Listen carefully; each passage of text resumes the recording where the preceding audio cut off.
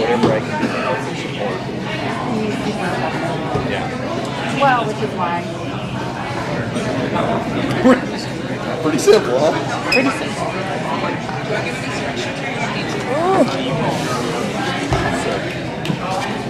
Oh, we should scoot over. Is this somebody? That's Trevor. Trevor's gonna be next. Sit next to Trevor. So, just so you guys know, Joanne's going to be over here with a countdown for time, so you don't go over your 2.5 minutes. I'll count down, so I'll start at your 2:30, that'll go 2, every 15-minute increment, 15-second increments, so we'll get 10, 15 and 10, and 5, and then I always like to walk around and this is the microphones are very sensitive, so it's going to look a little bit weird. To the chin would be preferable. In order for everyone to hear. This boom box is pretty loud, so it projects really well, but here, we're good. Here, we don't hear. Do you have any questions? When we do the microphone, we'll just pass it to the next person. I'll be at the end to run it back. Okay. For our questions, we'll start with intro, and then we'll skip to the same person first every time. So it's kind of move down, so it'll be question 1 start, question 2 start, question 3, question 4 start. Any questions? Did you say you would start down there with question 1? So intro will be first, and then the next person will be question 1, first, 2, 3. Everybody would do the first question? Yes. Yes. And then it'll just pass down, and then I'm going to run the mic.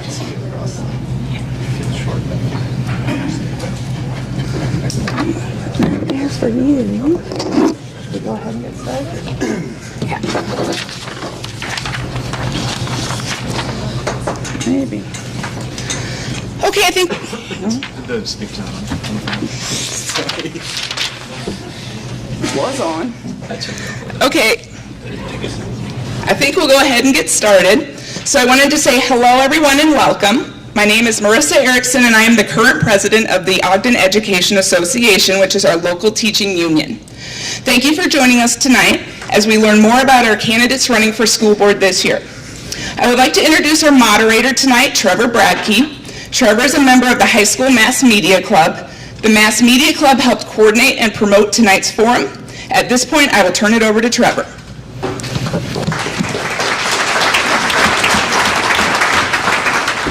Hello, everyone. I would like to begin by thanking Fairway for supplying tonight's event with snacks. I volunteered to help participate in this event because I believe students should have the right to know who is making the policy in our school. I see many yards with signs of many names of people vying for a spot in the school board. As a student, I was intrigued to learn more about these candidates, so let's take a brief moment to introduce yourselves and your motivation for running.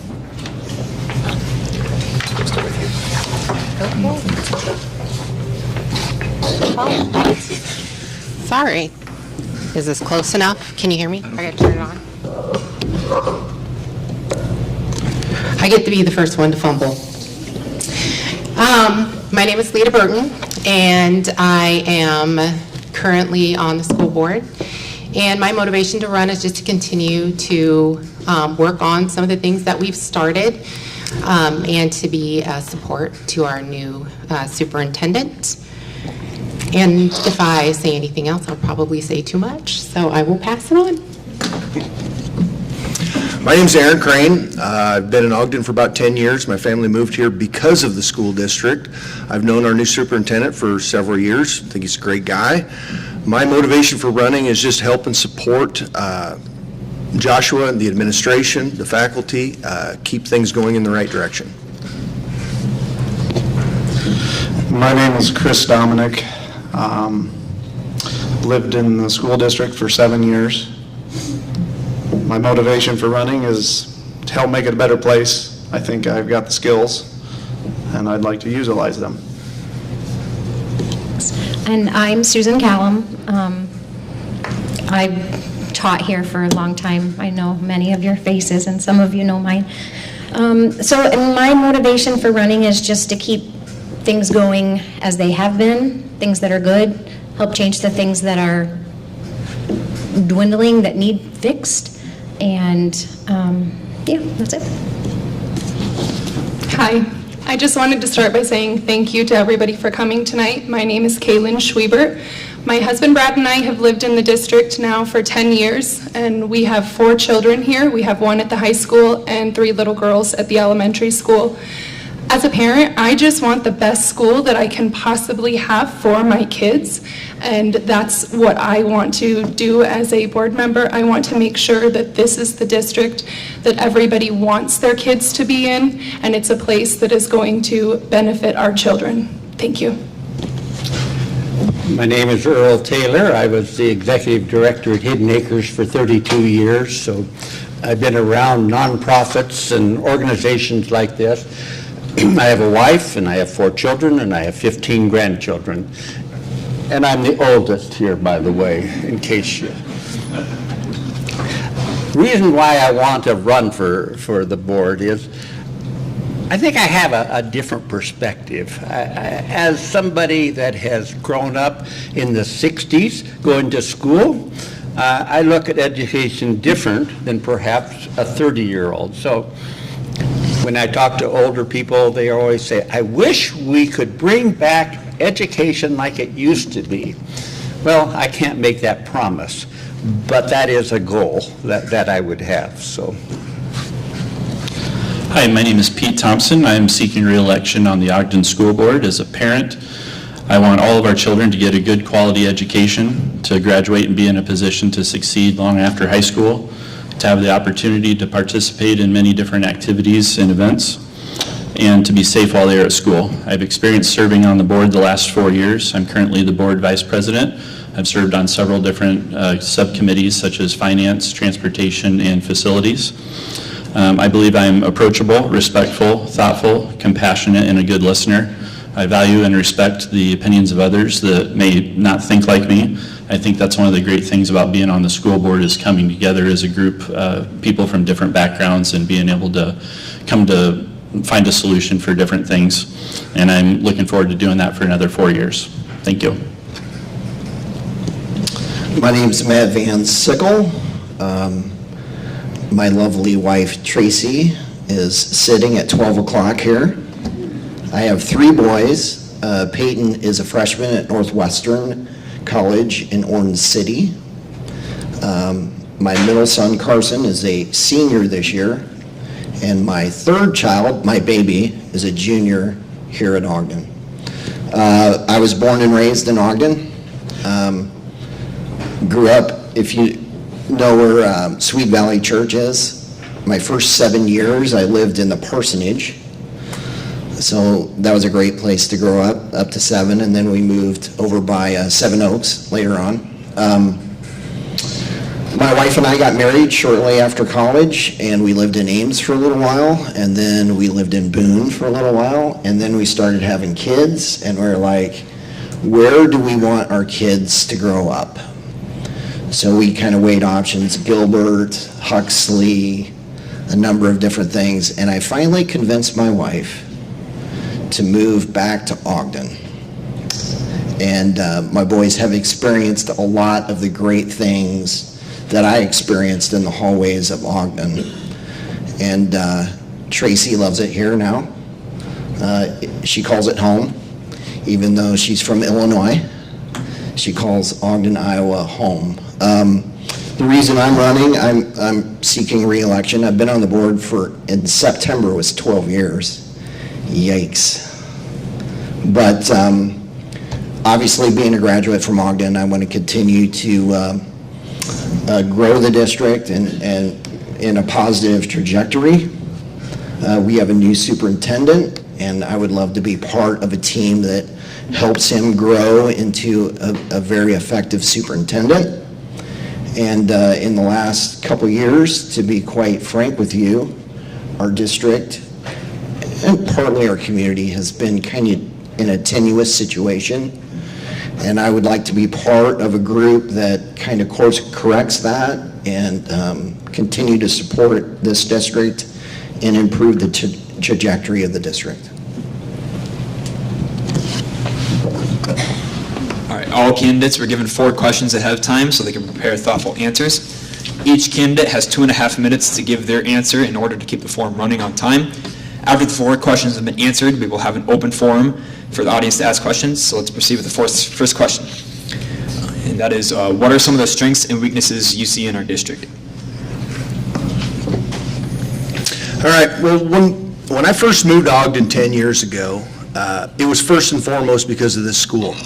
My wife is very good with spreadsheets, and she had downloaded an entire listing from the state of Iowa that ranked all of the school districts. There was 366 school districts at that point in time. Ogden ranked 23rd. 9 of the top 10 were private, so Ogden is borderline a top 10 public school in the state of Iowa. That is a strength. We're not quite at that point today. We're close. We haven't fallen too far. My goal is to get us back there. It's what drew my family here. I want to help us get back to that level and even higher. We've hired, in my opinion, an excellent superintendent. I want to work with him to help make the Ogden School District the place that everyone wants to move to or open enroll to. Thank you. Strengths. The first strength I think of is the staff.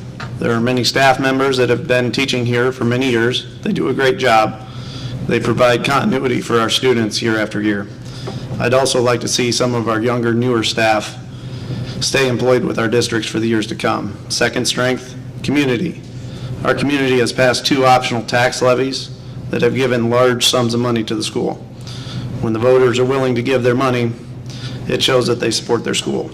Number 3, volunteers, such as volunteer coaches, the PTO, volunteer concession stand workers, also the Alumni Association, and the athletic boosters. Those 2 raise a lot of extra money for our schools and our sports programs. Number 4, our reputation. Ogden schools have a positive reputation. We have approximately 120 open enrolled students into our district. The parents of those students must see something in our district, which is why they make the extra effort to bring their students here to Ogden. And finally, our proximity to DMAC and the Career Advantage program. The students can get a head start in their college degree, applied engineering, criminal justice, nursing, automotive stuff, building trades, business, and many more. Ambitious students could leave here with a free associate's degree. These 5 strengths that I mentioned are some good things. I think the question 2 will discuss the weaknesses. So I mentioned earlier, I used to teach, so that those of you that don't know, I taught kindergarten here for 11 years, and then I taught 2nd grade for the last 3. So I'd have to say one of our strengths has always been our staff, from our cooks to our janitorial, to our associates, to our teachers. When I was still teaching, I felt like it was my home, they were my friends, and I thought we all got along really well. I thought we all had the students' best interests at heart. I think we still do. There's so many new teachers now, especially this year because we had so many retire, that there are faces that I don't even know yet, which I would love to meet them all, of course, as all of us would. But I think that's one of our biggest strengths is our staff we have here. I think we're above anywhere else. When my husband and I, well, we have 2 kids. Emily is 25 and Noah is 21. At one point when they were still in school, he was going to maybe take a job somewhere else. And we decided, no, we're going to stay here, partially because of the school district. There is no better. There's nowhere better than what we have here, in my opinion. So that's one of our biggest strengths. I also think, as someone else mentioned, Joshua Heyer, our superintendent, he invited us all in to meet with him a couple weeks ago, and I had the chance to do that, and I was very impressed with him and what he has that he's looking to do with our district to keep things as they are financially, academically. And so we stayed at Great Place, like Mr. Dominic said, that people want to bring their kids here. And I think it said, are we doing weaknesses too? Yes, okay, that's what I thought. One of our weaknesses, honestly, as a teacher, or a former teacher looking in, I have to say discipline. Just stories that I've heard from teachers who have been in the district recently and have now retired. I do think there are some issues with students being respectful to some of our teachers. And I'd like to be someone that can help administration with that. Yeah. Sorry, my time was up. So the first thing that I want to say as far as our strengths is our kids. They are why we're here tonight. Secondly, as they have mentioned, the staff. And third, but equally as important, is our community. Everybody, sorry, I said community really funny. Everybody that's here tonight, we are all here for the same reason, and that is because we want what's best for our kids. You've all heard the saying that it takes a village, and that's what this community is. This community is the village. We all need to do our part to help everybody raise these kids. One common thing is, a common conversation that I've had with parents is that they feel like sometimes they're in the dark and they have a disconnect with the school. We need to figure out a way to bridge that gap so that we are working as a partnership with the teachers and the parents. We need to build that relationship for the benefit of our students. Well, since this is a community school, not a private school, I'm more interested in the approaching it from the benefits to the community. What are the positive things about the school? This might seem strange. It'll be completely different than everybody else. I love that the school starts with the Pledge of Allegiance every morning, K through 12. What a good way to start the day. What is it teaching our kids? Well, it's teaching us several things. It's teaching us that we pledge to one flag, United States of America. It's a republic and the people are sovereign. When you're sovereign people, you get to make decisions for yourself. One nation, not two nations, not three nations, not divisions, but one nation, and then under God. For the school to admit they're under the authority of God, what a great way to start the morning. And finally, with liberty and justice is all. Everybody is equal. What are we doing? We are giving them a foundation for good citizenship. Isn't that what the community wants? We're at the end of 12 years. We want our kids to grow up and to become good citizens in Ogden, Iowa. Now for the negative. And forgive me if I offend somebody, but I'm going to offend somebody on this one. So that's just the nature. We are involved in the clash of cultures here in the school. And the school is a little microcosm, and everybody's looking in. We see these cultures clashing. You have a culture that wants to be progressive, you want a culture that is more traditional. You want two things, and consequently, you have this clash. Now, here's the deal. Let me just kind of, in order for a community to be strong, it has to have three pillars. It has three legs. It has to have a church, it has to have strong families, and it has to have a strong school. If the three legs are not matched and not working together, what do you have? You have an off-balance group of kids coming out of school. In Ogden, our biggest strength is our people. This is going to sound familiar, the theme around the board here. We have incredible teachers and support staff that truly care about our kids and education. We have a new superintendent that I feel can lead and direct our administration. Mr. Heyer cares about building a positive culture and atmosphere in our buildings, which is evident we have amazing supportive parents and community, which is evident at every school function. Along with that, we have great community leaders that have a vision for what Ogden can and will look like, and the school can work alongside them. And finally, we have awesome and talented kids, and we are so blessed to be able to serve. Another strength is our financial position and our fantastic facilities. Our fund balance and solvency ratio are in a great spot. Our total served enrollment continues to go up, and it's at the highest it's been since 2015. Our unspent authorized budget is at the point where we can continue to invest in our curriculum and facilities and take care of our kids' education. And we've been able to do this while maintaining a very steady tax rate. As far as weaknesses go, in the past we've had an issue with culture in our buildings, and it's evident in the most recent Conditions for Learning survey. We need our buildings to be places that are welcoming and positive for everybody so that we can get students excited to come to school and learn and graduate and succeed. I'm certain that with Mr. Heyer at the helm, this will improve. People are already noticing a tangible difference this year. We also have room for improvement in some academic subjects as shown in recent standardized test results. This may be a result of staff turnover and difficulty filling positions, which is becoming an issue across the state in many districts.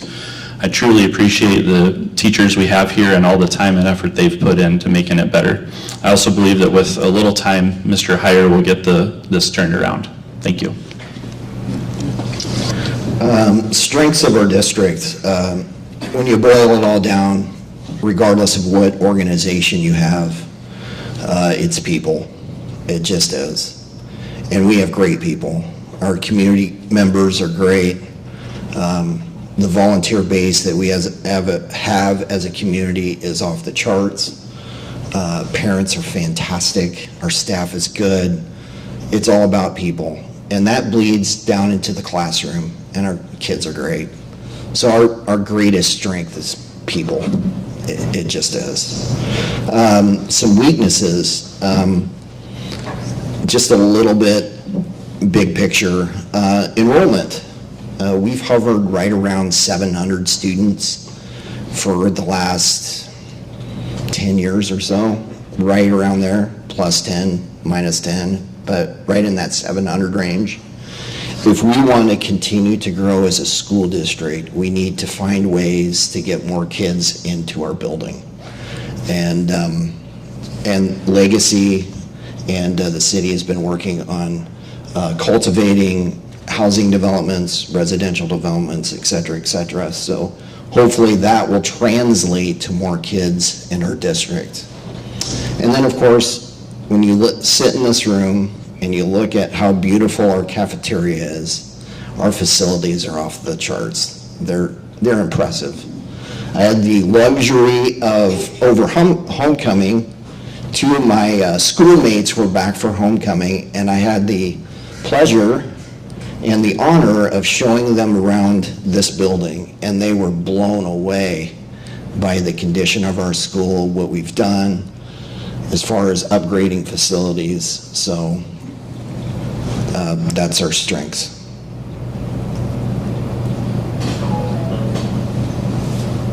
Yes, sorry.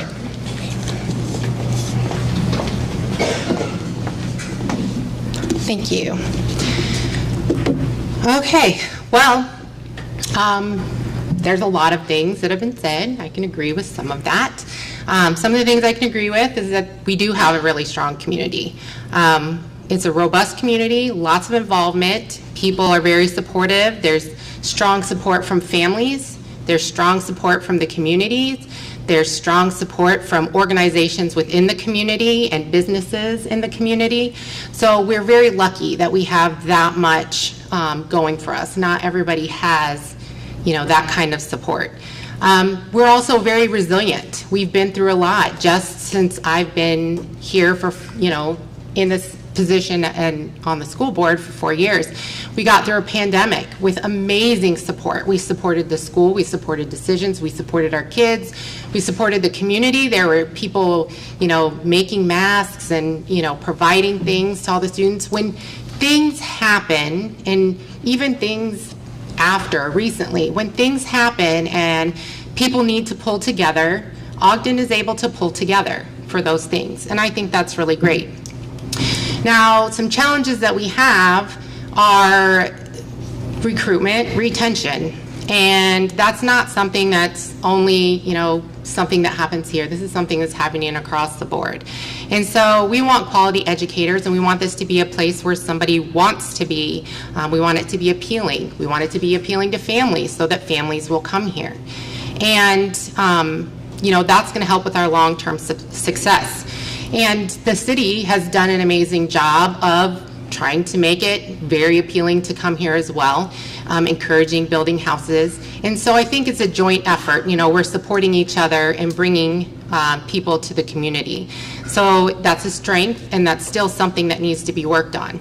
I probably won't be able to talk much about, because I'm running out of time, you know, a weakness that I think is really significant, and that is that this community, as much as people would probably not like to think it, is very polarized. And the teachers can feel it, and I feel like when teachers can feel the polarization in the community, the kids will feel it too. And they probably feel it just because they hear it, not even from, you know, teachers are very good at staying out of things. So I'll talk more about that later. All right, question number 2 is, what are some major issues that you believe our school district is currently facing, and how would you like the district to deal with those issues? The biggest issue, in my opinion, is easy. It's our debt. We owe $13.5 million, and that's the taxpayers owe that, not the school. The total interest on those bonds is going to approach $4.4 million. The interest on those bonds ends up in an investor's pocket instead of going back into our school system. We have no flexibility when we're tied to this debt. We will be making $1 million+ debt payments for the next 15 years. It is not the only way. A quick search on the state treasurer's website will show that other school districts have little or zero bond debt. Second issue, staff retention. We must pay competitive wages to help reduce the staff turnover. The third one, facility maintenance.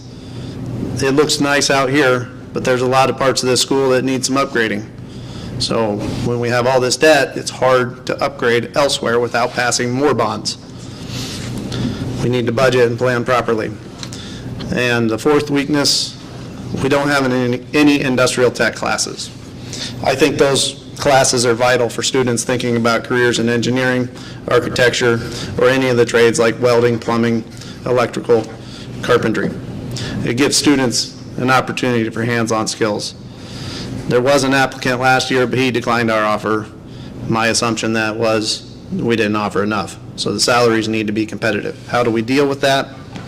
Every dollar needs to be spent wisely, and we need to be on a strict budget. We need to pay competitive wages with good benefits. We need to stay out of debt so we have the flexibility to adapt to the changing job market and/or facility needs. Today's tax dollars need to go to today's needs, not pay for bonds that were issued 5, 10, 15 years ago. The worst part about this is I think she goes through those numbers faster when I'm talking. I don't know why, but she does. Actually, the worst part of this is everything that he said is true. Everything she says is true. Everything he says and she says. So it's really uncomfortable to sit here, and because now I'm going to tell you exactly what he said. Not really, but I think one of the major issues for me that I have struggled with is retention of staff. There for a while, when I was still teaching, we had the same staff for a long time, and we got along well. And you know, when you go from kindergarten to first grade to second grade, we worked so well together to make sure those kids got to where they needed to be. High school is a little bit different, of course, because you know they're more specialized. But you knew all the kids knew you, and then it seems like after I left, we started having a lot more turnover, and my son would have, or my daughter, I don't remember which one, would have this math teacher this year and then this math teacher this year. When there's no continuity for those kids, and I don't know if it was Pete that mentioned it or Matt earlier, it's hard for our academics to stay where they need to be when the teachers are changing so often. And I don't know how you fix that. There's no magic way. We don't have thousands of dollars that we can offer people to come to Ogden. So we have to figure out a way to keep them here. And that's one thing that is one of my goals, is we do have all this new staff here this year. I mean, how many percentage of our staff is new? How do we keep them here? Because if we do keep losing them, then we lose academically as well. So.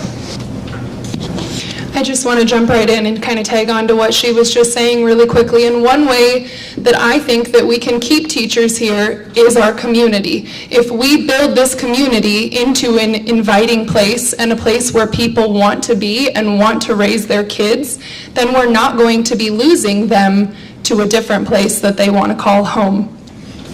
A few things that come to mind where I think about places that improvement can be made: open positions, our academics, as well as our vision. The teacher shortage, for one, this is not something that is just an Ogden issue. This is a nationwide issue. Public schools cannot be successful without the dedicated staff to teach our kids. So that needs to be a priority for us to figure out how to fix that issue.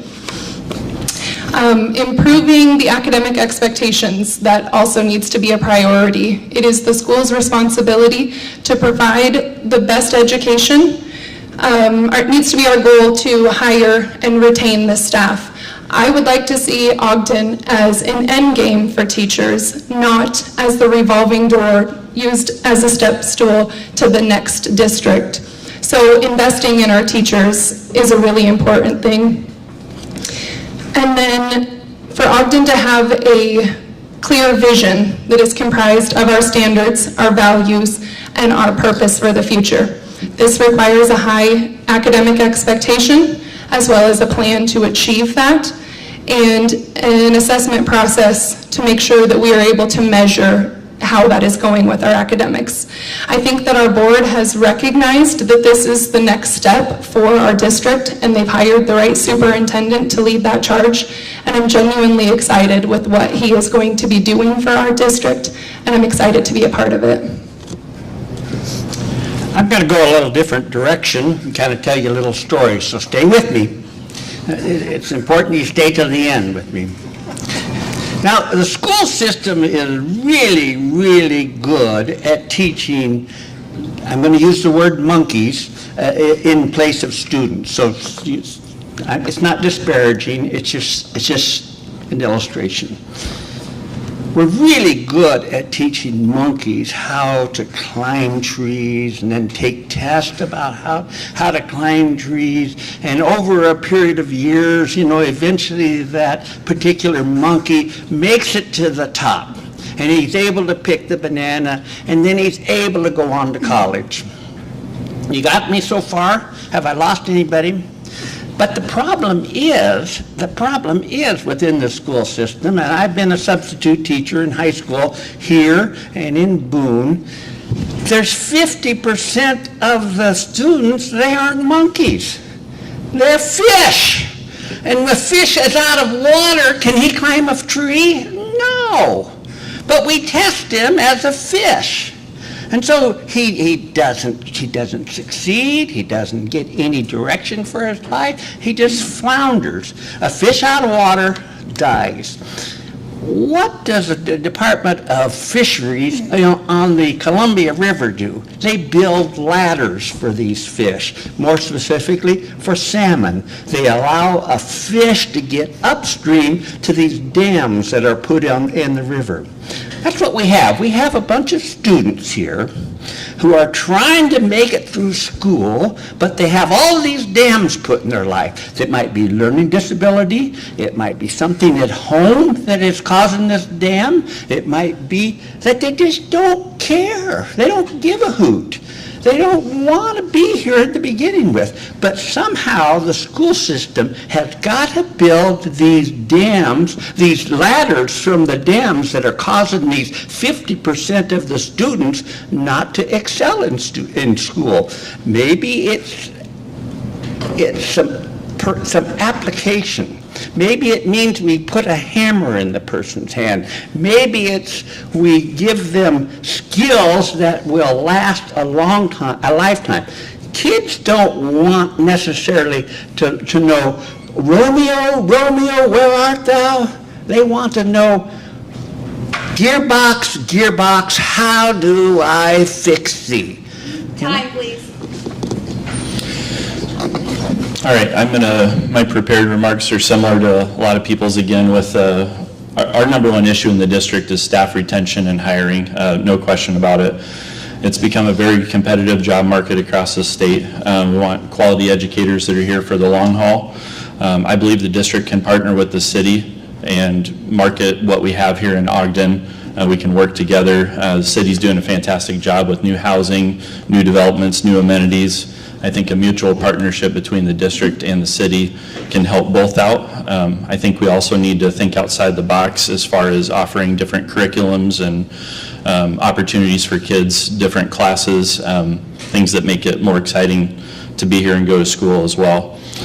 We also need to take care of the amazing staff we already have by offering great salaries and benefits, supporting them with additional trainings, and make this an enjoyable district to work in. There are two major issues that I'm concerned about. Number one is a plumb line. Let me say that again, a plumb line, a standard. From the board of directors to the classroom, we do not have a North Star. We need to establish core beliefs and a strategic plan that will undergird our vision and our mission statement. I hope I don't put Mr. Heyer on the spotlight here, but one of the first things he said to us when he came to Ogden was, we don't have any core beliefs stated, something that we can pull from, something that we can look to, something that guides us, whether it's budget or curriculum, or yes, we have a mission statement. Yes, we have a stated vision, but we don't have anything that undergirds that core beliefs. And I'm excited to work with Josh on establishing those core beliefs. The second thing, and this is more for the kiddos, and that is developing critical thinking skills.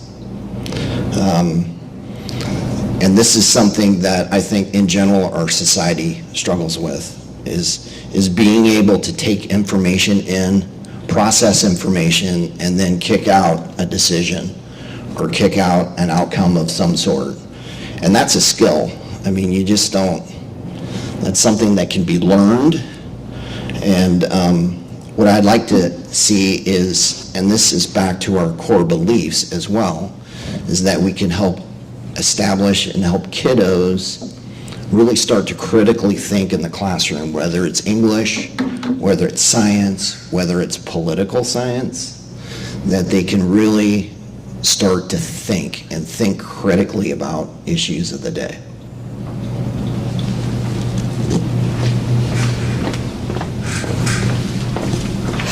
Thank you. Okay, so major issues. I can jump on board the critical thinking because I feel like that's kind of something that is a struggle, just even within our community.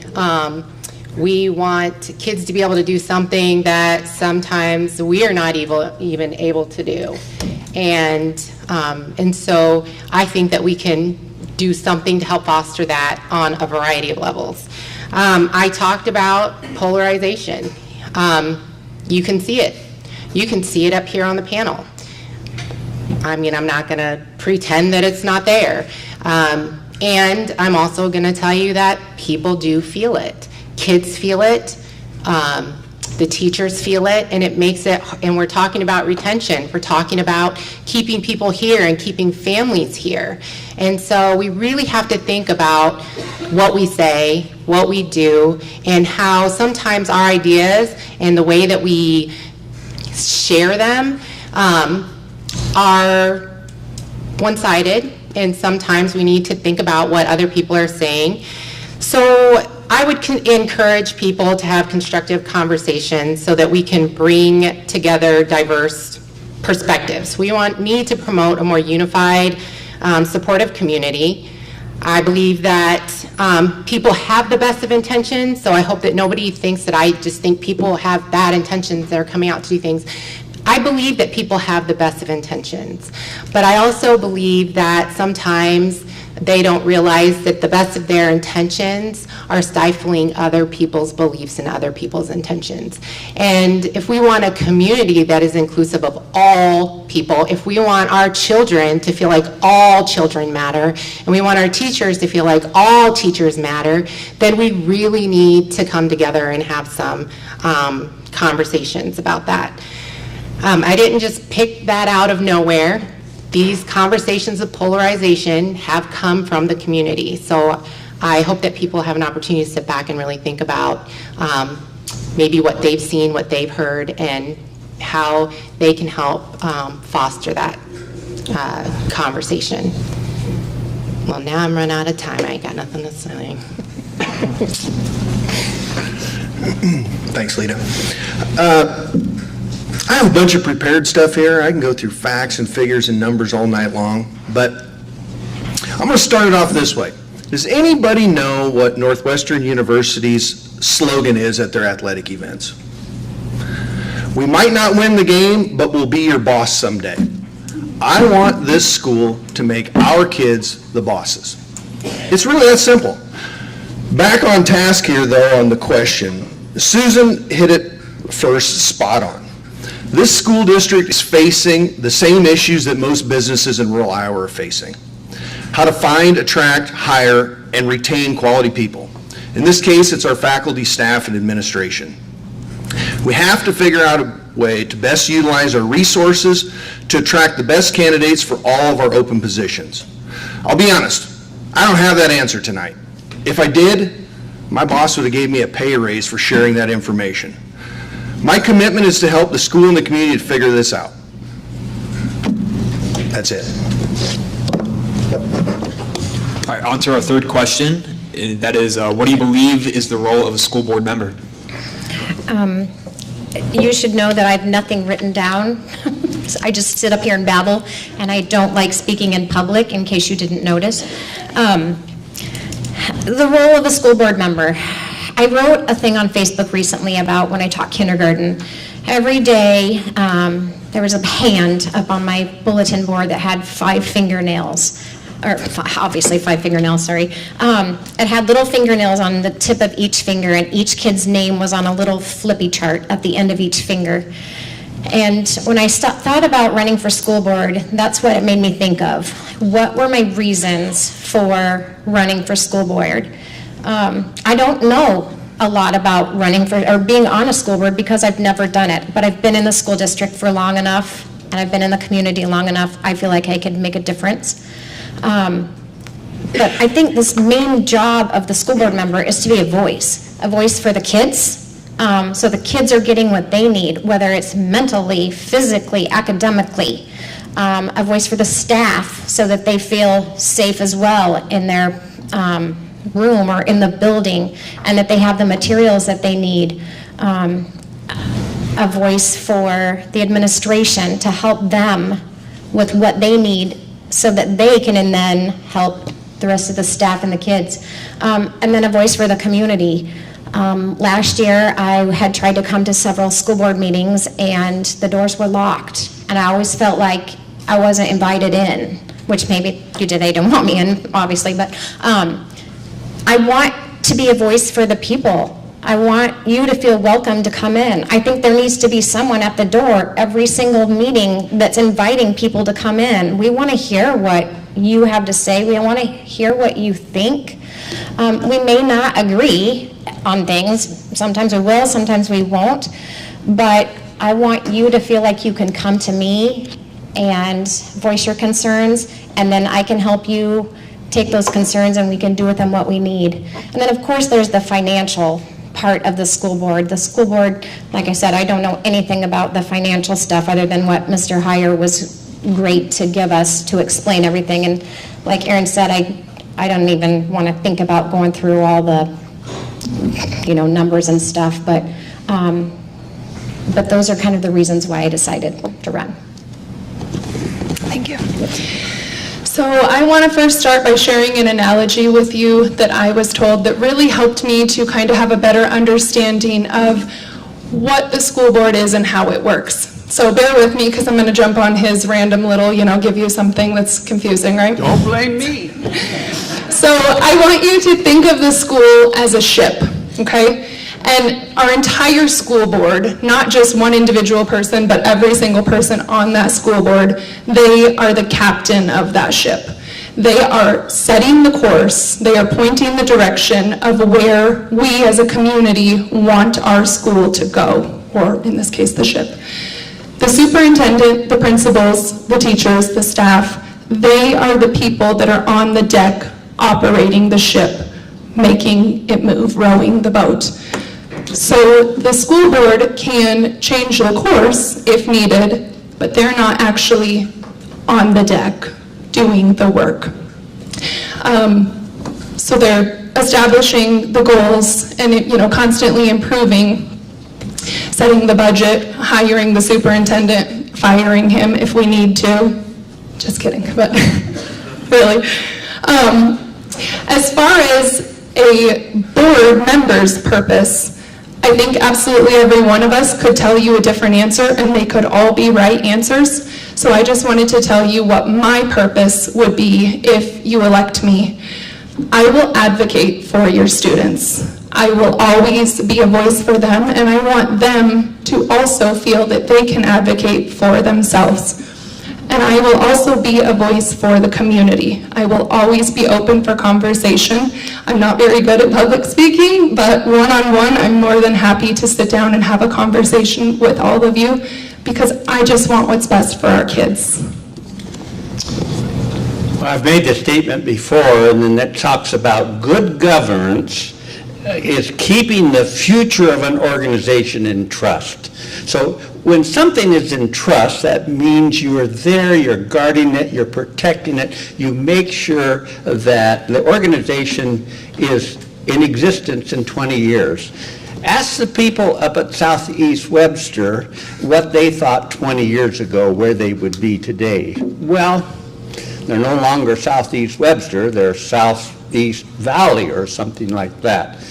In order to be on the board, you can't just be looking at what's on paper for today. You always have to be looking at the needs of the community out 20 years at least. Now, none of us are prophets, none of us are soothsayers, so we can see in the future, but there are signs. There are signs, enrollment, there is a drop in enrollment from over the last 14 years of about 100. Thankfully, the school has been good enough that you have had enough open enrollment that has come into the community, and that's kept it at a pretty stable 700. What happens if that continues to go down? Well, then they have to be, the community has to decide, what are we going to do with this school? I see no signs that, this is a Southeast Webster deal, but I do see if you don't govern well and you don't keep as not only as a watchdog, but as a gatekeeper of, when you think of a gatekeeper, you're keeping good things that are going on in the school, and you're keeping bad things, you're keeping the sheep in wolf's clothing from coming into the school. So a watchdog and a gatekeeper is a pretty good description of the role of a board member. I'm there, I would be there to support the superintendent. He has the vision. I want to ask enough questions so that we can flush out that vision and make sure we're all on the same track. School board members should first and foremost remember we're all there to educate kids. They should be approachable, respectful, a good listener, be able to work with people with varying opinions to come to solutions. The three main jobs of a school board member are to manage the superintendent, which includes hiring and evaluating, to guide and direct policies, create new policies if needed, and make updates as needed as well, and responsibly manage the district's finances and resources. The school board should have a governance role versus the superintendent having a management style role. Thank you. Not to be redundant, but I'm going to be redundant. The school board has 4 main responsibilities: develop the budget and monitor fiscal health, fiscal health, set policy and review, hire and evaluate the superintendent, and fourthly, to cast a vision. The old proverb says, without a vision, the people perish.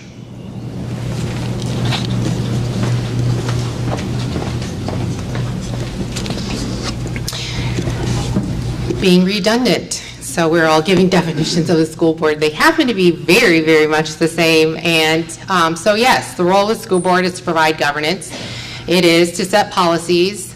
By the way, most of the policies are developed by state and federal. I mean, like, so we're just, making sure that they're fitting into what we're doing. Make decisions that contribute to the overall success of the school district. And so this is going to include, like they said, representing the community, overseeing the education programs. We have committees, and then ensuring that fiscal responsibility.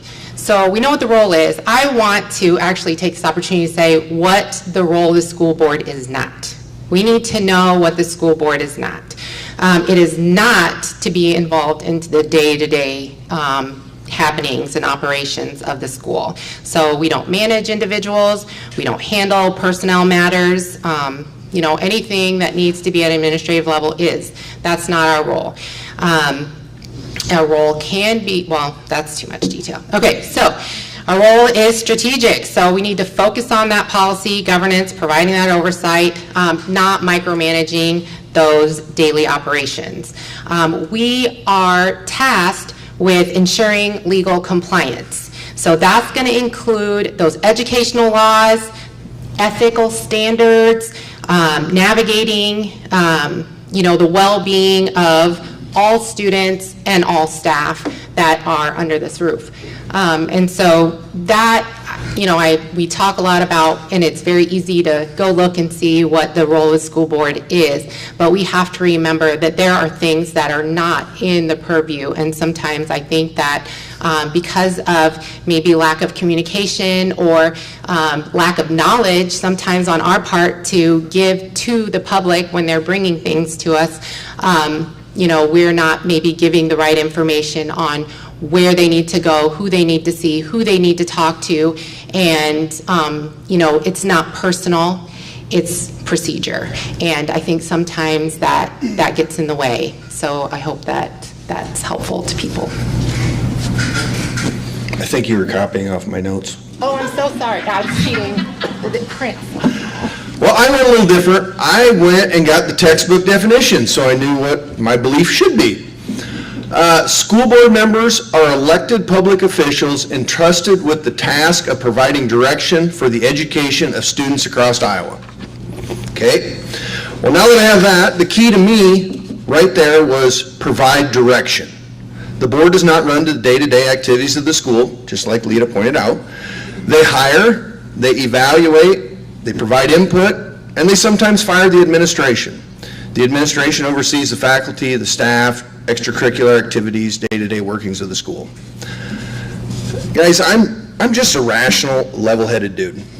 I work for a company that hired me to manage a division. It's a billion-dollar company. I'm not incompetent. If I were, they wouldn't have me around. Bottom line is, I just have a passion for this school. That's why I want to be on the school board.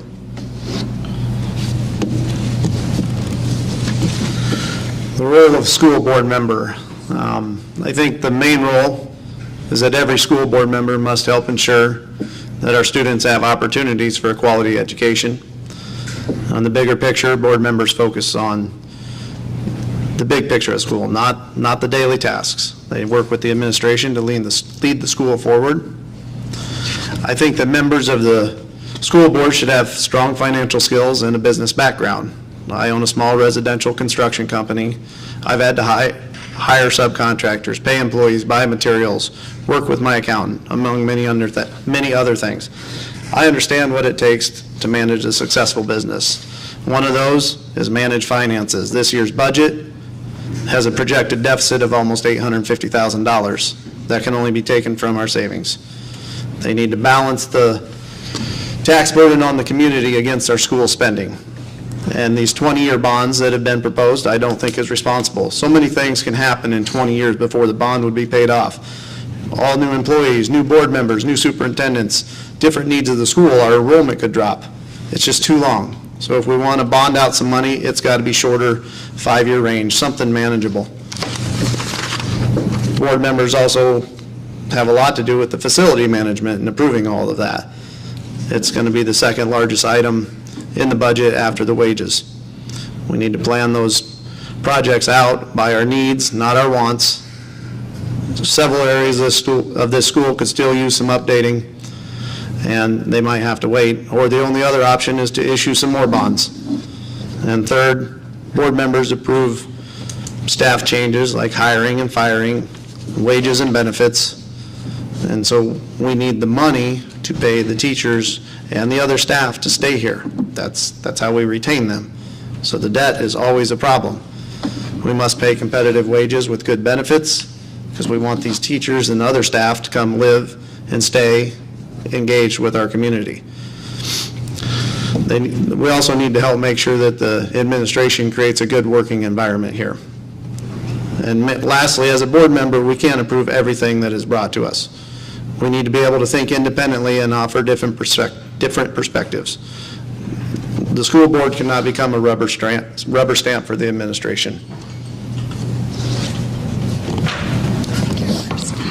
All right, on to the final question, and that is, if necessary, where would you cut the school budget? And what would you consider off limits to the school budget and why?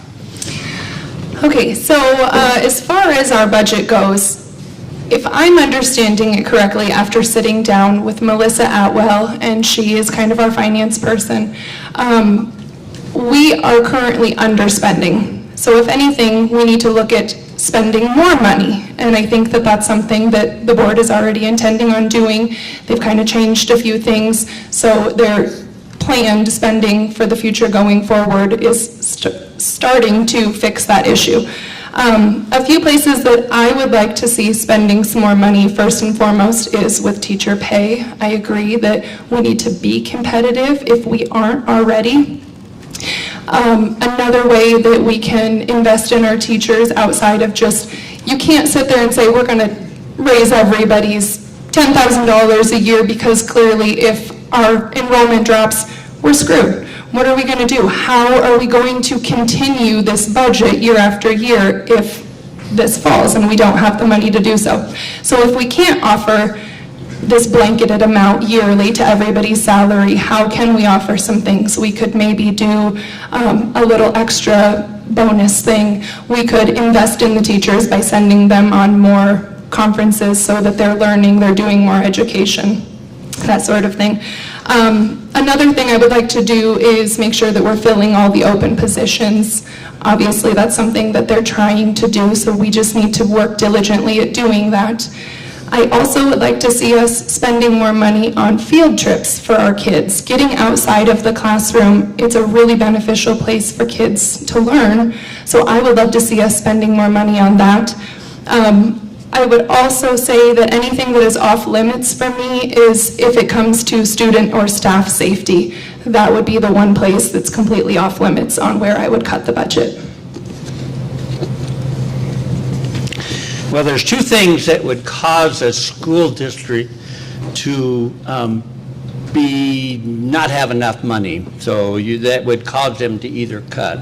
It would either be inflation or lack of students. So for every student, the school gets X amount of dollars, $75, $98, I believe the fee is. So there's two ways to look at it. There's not much we can do about inflation. We're stuck with that. But the second thing, having to do with number of students, I wouldn't approach it from saying, I've got to cut this, because if I cut something, I would want, to cut the fluff. And so I want to identify the fluff right now while times are good. Is there any fluff in the school system? Is there anything in the school system that's not of our value, that we're not getting value for our dollars? Well, there might be. I don't know what it is. I'm not on the inside looking. I'm on the outside looking in. What I would do, I would change the perspective, the question, and say, what can we do to raise more money? And the way you raise more money is you attract more students. How do you attract more students? You become such a good school, you go up in your ranking so high. Now, I've substitute taught in Boone, and there is no comparison between Boone and Ogden. Ogden, in every way, I understand why Boone students want to transfer out of school and come to Ogden. I think we get a lot of transfer students in. There's a certain amount of dollars that come with them. Not all of it, but you do get a good chunk of money. So if you increase your value of the education so that people want to come in, there's no industry in Ogden that's going to attract huge amount of people, but the quality of the education would attract families to make the extra effort. Because if you don't have good education, people transfer out. They decide on private school. They decide on homeschool. That's a loss. You want your education to be so good that everybody wants to stay and people want to move into it. That's how you get away from having to cut. I know cutting the budget, this is a hypothetical question, but the fact of the matter is we're in a great financial position, and with responsible planning, we shouldn't have to worry about this. In school finance, one of the things that they quantify is unspent balance. It's a ratio of basically what you have in your funds versus what your expenditures are. Our unspent balance is currently sitting at 27%, which is very healthy. We have a board goal of 15 to 20%. So we actually need, as Kaylin mentioned, we need to start spending money and investing in, number one, in staff, making sure we're retaining our great staff and hiring new staff. Also, facilities, keeping that up to date as well. We can continue to invest in curriculum as well. As far as, if this trend were to be reversed over a long period of time, and things got tight for the district, I would sit down with Mr. Heyer and Melissa and look at what makes sense for our district at that time. Hard to say here, talking about a hypothetical, but you're probably, with 81% of the general fund expenditures coming from salaries and benefits, that's where it goes first. Hopefully we don't have to get there, but it would probably involve maybe not filling positions as people retire. But again, that's a hypothetical. We shouldn't have to worry about that. We're in a great position right now. Not to get into the weeds too far, but I'm going to try to do this. So the state has a formula, and it has a bunch of inputs. And you put these inputs, and it kicks out a number, and that's your spending authority. So every district in the state of Iowa that's public, they have a spending authority, okay? So let's say it's $1 million for the sake of argument, okay? So if your spending authority is $1 million and you spend $900,000, then you have $100,000 left. And that's called your unspent balance. And that will carry over from year to year. Like Pete said, our unspent balance is like $1 million, which is not acceptable. We need to spend more money. We need to spend more money, okay? There was a time and a place in this district where the unspent balance was a negative number. The unspent balance was a negative number. When that happens, the state of Iowa gets involved. And that's a bad thing. Okay? So, a little bit of history. We had to figure out a way to get back on budget. So, unfortunately, and there were years, I kid you not, consecutive years, Like, we had to cut $400,000, $300,000, $500,000, consecutive years. And we're pink slipping staff because 70 to 80% of your budget is staff. So we're cutting staff, okay? So I'll make this really quick, sorry. So what happened was we started looking at the numbers, and there's a ratio of facilities per student. And that was eating our lunch. It was eating our lunch. That's why, unfortunately, we had to close Howe. And yes, we took on debt to build a new facility, but because we built that new facility, it allowed our general budget then to have currently $1 million surplus. So all these things work together.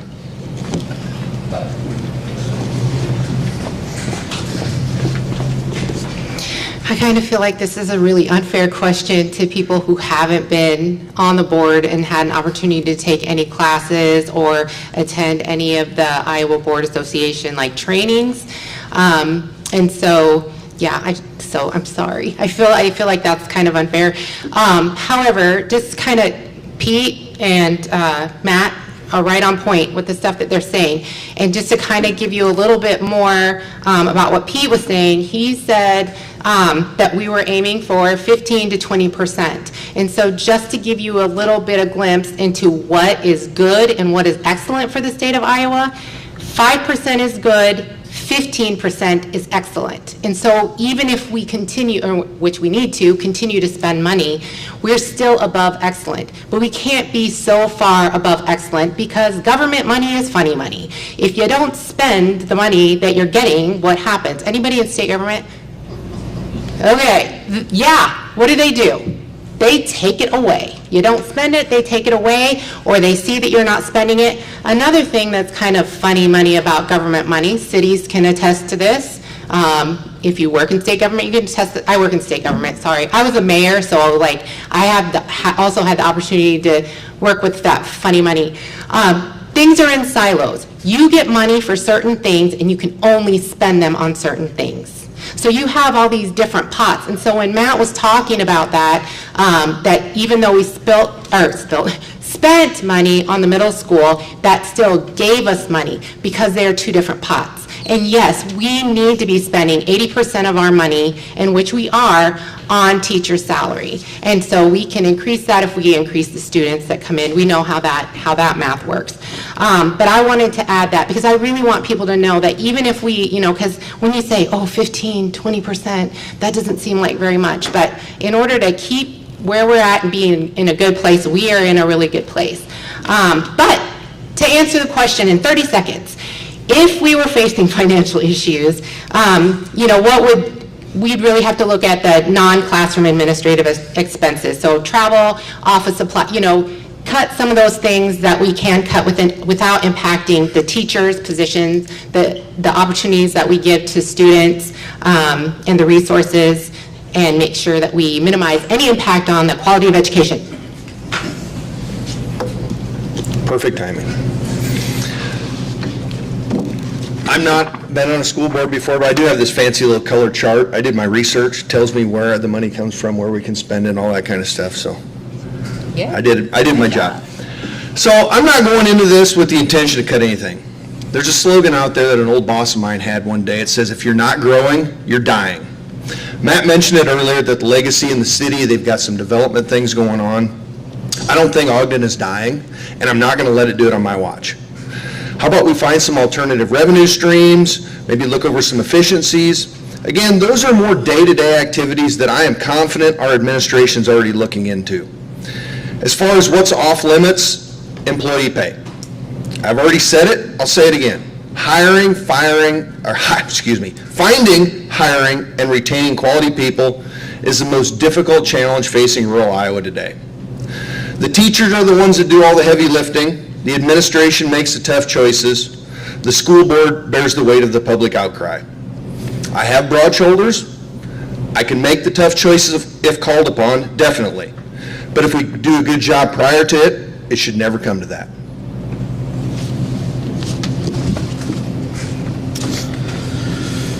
where to cut the school budget. I don't think that's realistic. I don't think that's going to happen. And I also don't share most of the positivity up here about owing $13.5 million.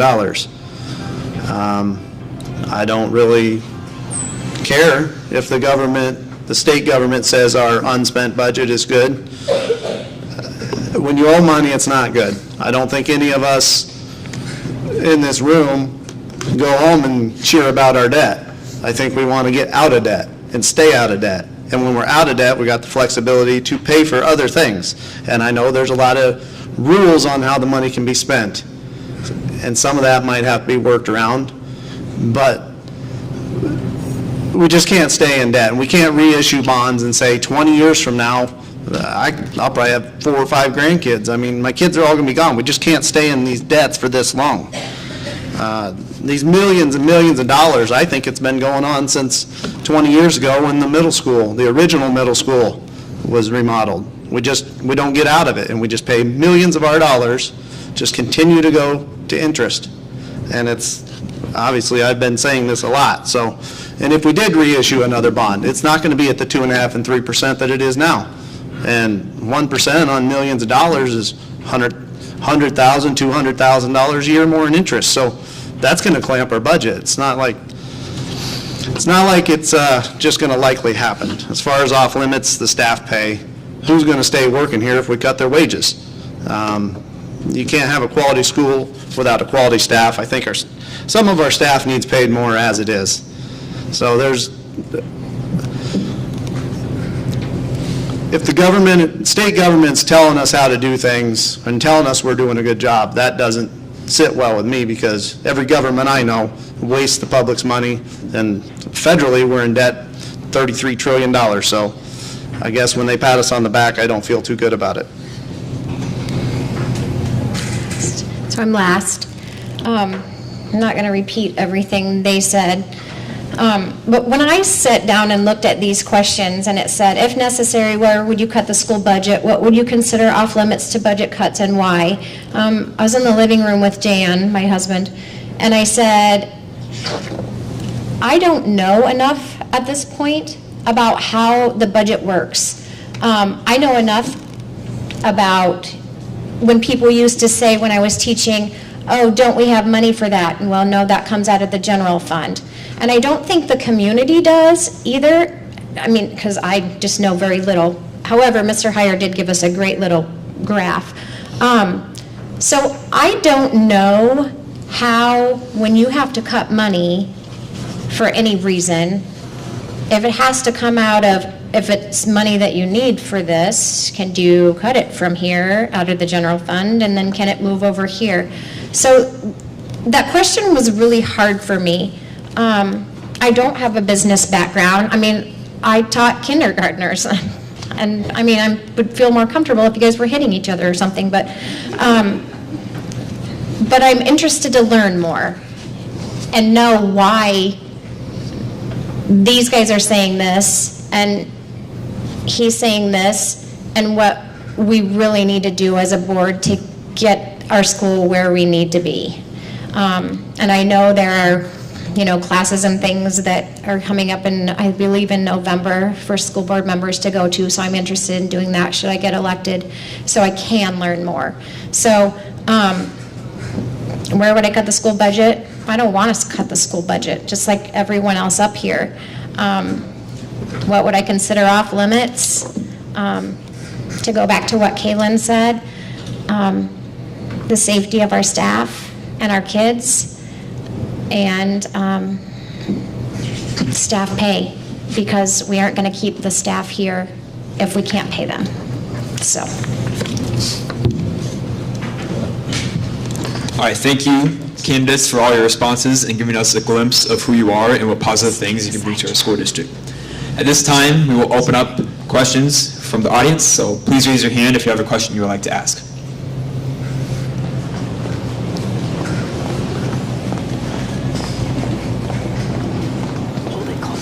Thank you for doing all of this evening. I appreciate it. You were talking about some of your individuals that you want to work with to maybe bring in more families to Ogden, to the area. some of your stakeholders, and I heard you mention the city. Who else have you talked to, or what kind of a strategic plan do you have for that?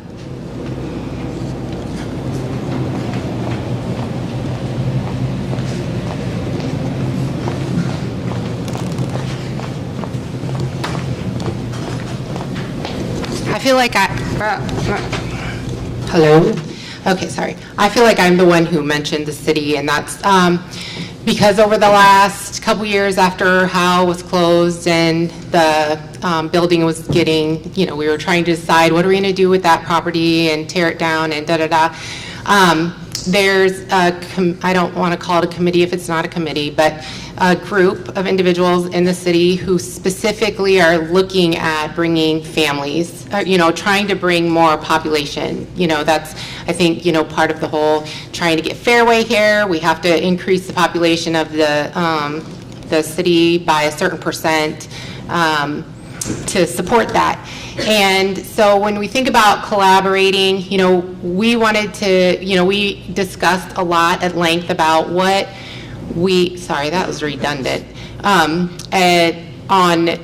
what to do with that property, who to sell that property to, do we want to sell the property, does the city want to use it? So I think if we just can really keep communications open between the school and the city, we can, help each other. And not that the city can really do, come in and do a whole lot, but I think just that communication and sharing, because I think that's where sometimes, that's where things break down, is when you don't have that communication and the right hand doesn't know what the left hand is doing. So hopefully, and I've support that the superintendent has done an excellent job of going around, meeting the different groups, talking to city officials, and just really getting to know the community. And although, I can't tell him what to do, he is doing a great job. Well, I don't know. I guess just like we don't want to say that we're telling people what to do, but he's doing an excellent job of keeping that communication open. And Matt, he works with the city, or not works with the city, but Matt's on a committee, and so he's really a good kind of segue or bridge into learning about those things and what the city might need from the school to be able to, keep that bridge open, if that makes sense. Did that answer your question? It was like a little wordy. I mean, it's really more about keeping communication open and letting them know what's happening with us, them letting us know what's happening in the community.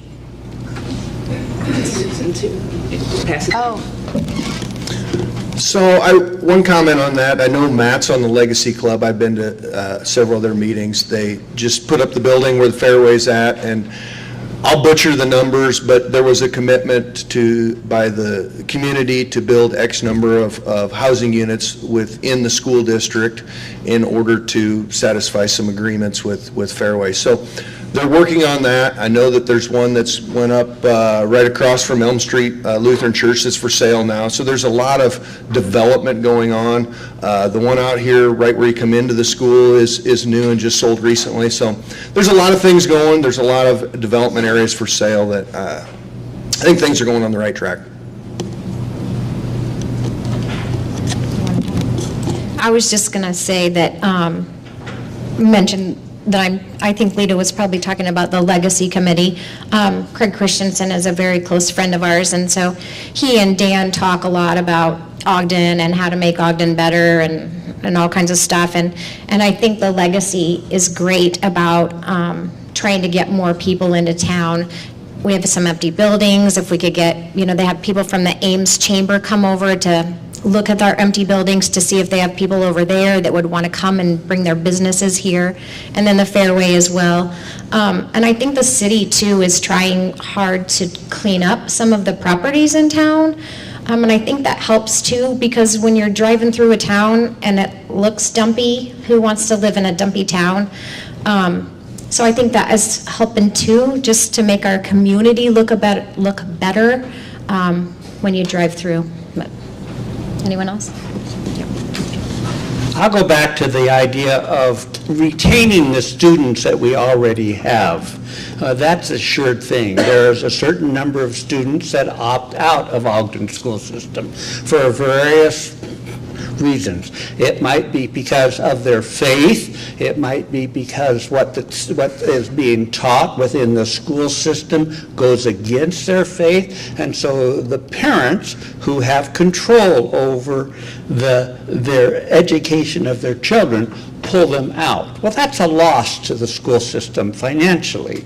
So when you start looking at those numbers, how many children, and then you add the fact that the student first act, the 7,500 goes with the student now, that makes it more attractive for the parent to leave Ogden and enroll their children in a private school.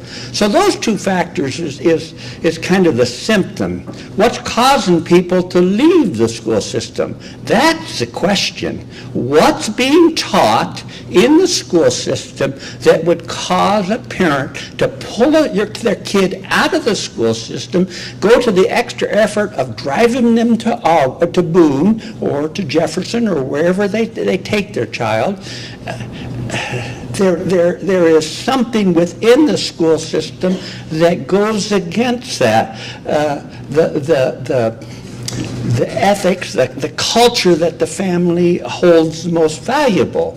Now, I can give you a few points. I could give you some what I think. I homeschooled my children.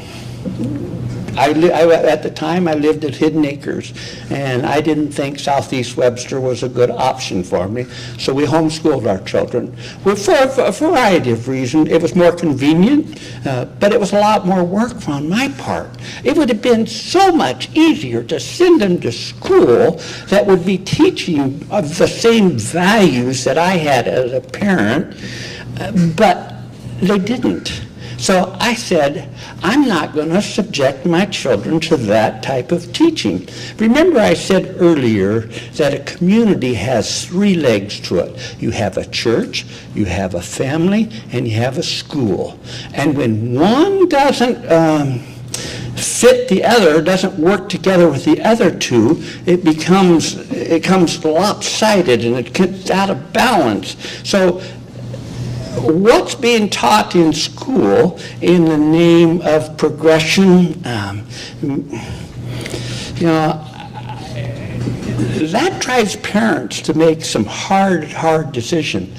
It's much easier to send your kid on the school bus, send them into Ogden, if you would know that the school is going to uphold the same values as you have as a family and as your church has, and you're not knocking the legs off of us as a family or as a church. We're all in this together. We're three-legged, upholding a platform so that the student can sit in it and be successful. So that's how I'd approach it. Thank you. I like your three-legged stool example, and I agree with that. As far as collaborating with the city, we've talked about the legacy at length. Mr. Heyer is very focused on working with the city and excited to create a partnership. And I just think an outside-the-box idea maybe. Look what the mass media kids are doing tonight, what they've created here. Could there be opportunities with those kids, whether it's an internship or some type of work where they can help market what we have in the school and the city, and they can maybe work with Legacy or some other group to push that? I think that would be a fun idea as well. What do you think? Sure. You don't have to. I'm trying to think of anything that wasn't covered, and it was covered pretty well, so. But the main role, the only role of the school district is really to educate kids.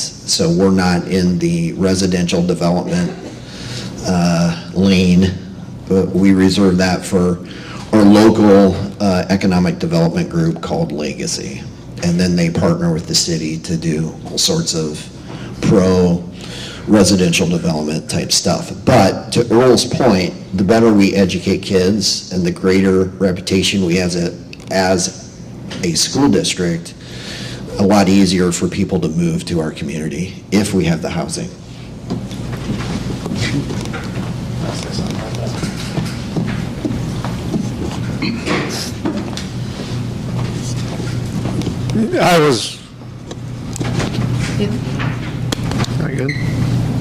I was caught off guard by that question. I don't know what's going on with the city government, but I don't think the housing plans and stuff, they could bring more students in, and that would be good. But I don't think the school has a lot of clout to do anything about it.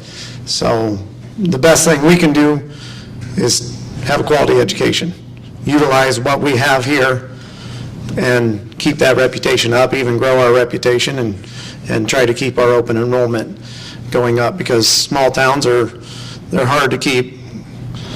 They're hard to keep the population. I'm from a small town that 20 years ago was about this size, and now they're 8-man football. They have 500 students instead of 700. So it can happen fast, and our main selling point is our education. So that's what we need to work on. I don't really have a response because I already responded, but I have a question based on some of the things that I've heard up here. We have an ethical and legal responsibility to separate church from state. And I've heard people say it's a public school. It is a public school. It serves all children of all backgrounds that come into this community. And I'm interested to know people's view on holding that ethic and legal responsibility of separation of church and state. Anybody want to take that?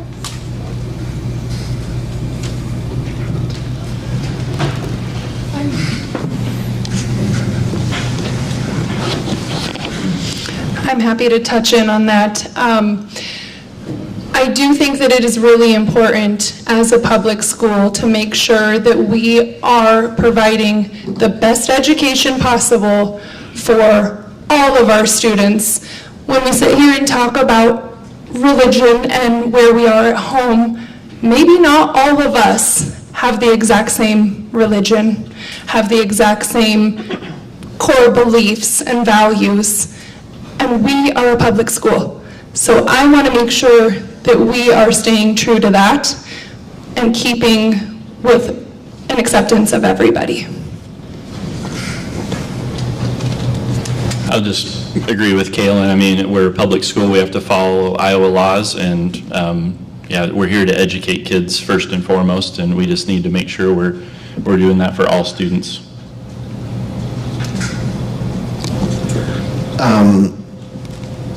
I've been advocating for this for months now, that here at Ogden Community Schools, we educate, we do not indoctrinate. So it's a two-way street, right? So let's just educate kids best that we can. And whether it comes to religion or whatever political worldview that you might adhere to, that happens at the kitchen table. Yep. So.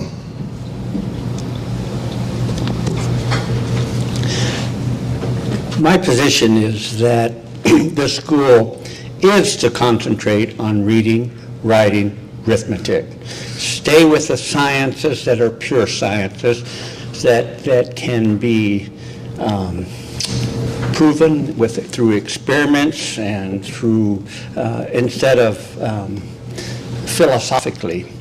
So when a child comes home from school, let's say Johnny comes home from school, and he said, "My teacher said that I have monkeys in my family tree." Well, me as a parent, I've got to say, well, that's not right. That's not what we as a family believe. That's what I'm talking about when a school teaches things that knocks the legs off of parents, knocks the legs off of church. I don't want this to be a Bible school. I don't want there necessarily to be prayer. That's not what I am asking for. It is when teachers socially engineer a child to think a certain way, that's damaging. That's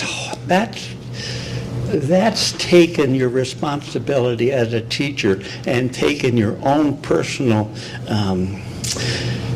beliefs and transferring that to the child. That's not the role of the teacher. The teacher is to teach the subject material given to him, period.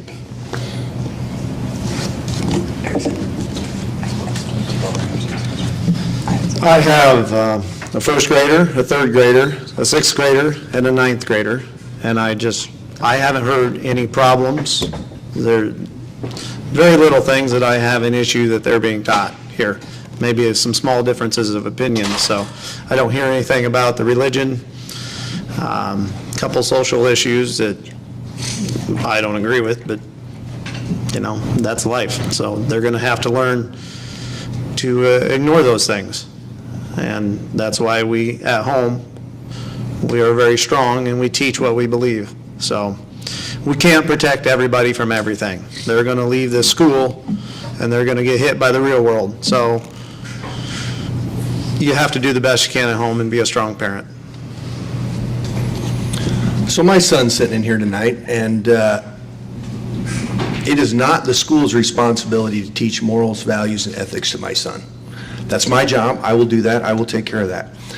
The problem is we have a fine line. Not all parents have the same beliefs and commitment to their families that I do, and I feel like most of the people on this panel up here tonight have the same.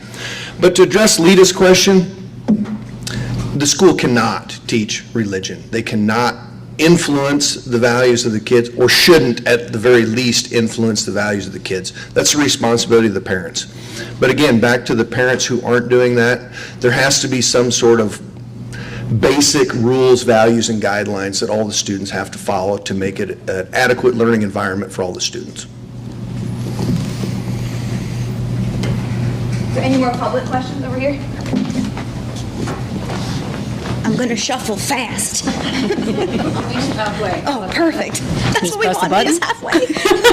Well, and that's sort of the essence of my question. So building off of what you just said, we talked about the combination of parents and schools.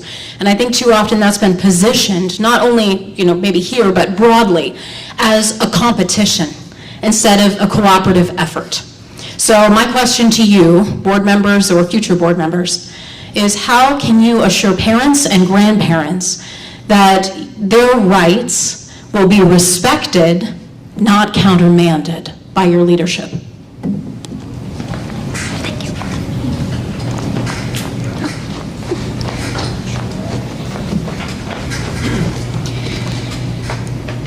I can't guarantee anything, but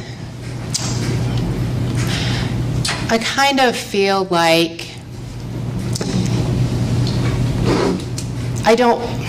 some people may feel like they're being countermanded. I think sometimes it's a lack of communication. And,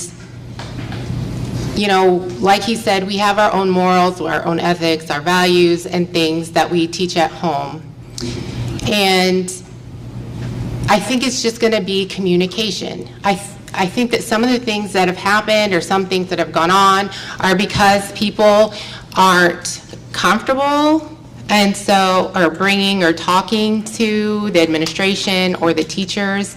And I think in small communities, that's a thing. Like, people don't like to rock the boat, or people don't like to be put on blast, or they don't like to hurt somebody's feelings, or they think it's going to be taken out on them if they say anything. And I think that if we can just kind of get past that and realize that we need to just have these conversations, and that my way isn't always the best way, your way isn't always the best way. I kind of think of it, I guess, like, I don't like peas. Some people love peas. If I come to school and there's peas and then that's for lunch, it's a burrito, peas, and applesauce. I don't have to eat the peas. You can eat all the peas you want, but I don't have to eat the peas. And I need to be able to not have to eat the peas. And so we're the parent saying, I don't want my kid to eat the peas. And that's okay, but you need to have that conversation, not skip over people or not have that conversation and then go and kind of, I don't know what the word is, put people on blast, I guess. I mean, I don't know what other way to say that. But parents do have a choice, and parents do have a right to what they want their kids to hear, what they want their kids to learn, and I would want that choice for my kids too. And I wouldn't want to make a choice for somebody to end up impeding on their rights, and I don't want them to do that to me. And so those conversations need to happen between the parent and the teachers. And there is a procedure. Again, it's not personal, it's procedure. If there is something that you don't like or you don't appreciate or that you are concerned about, then the first thing that you should do is talk to the teacher.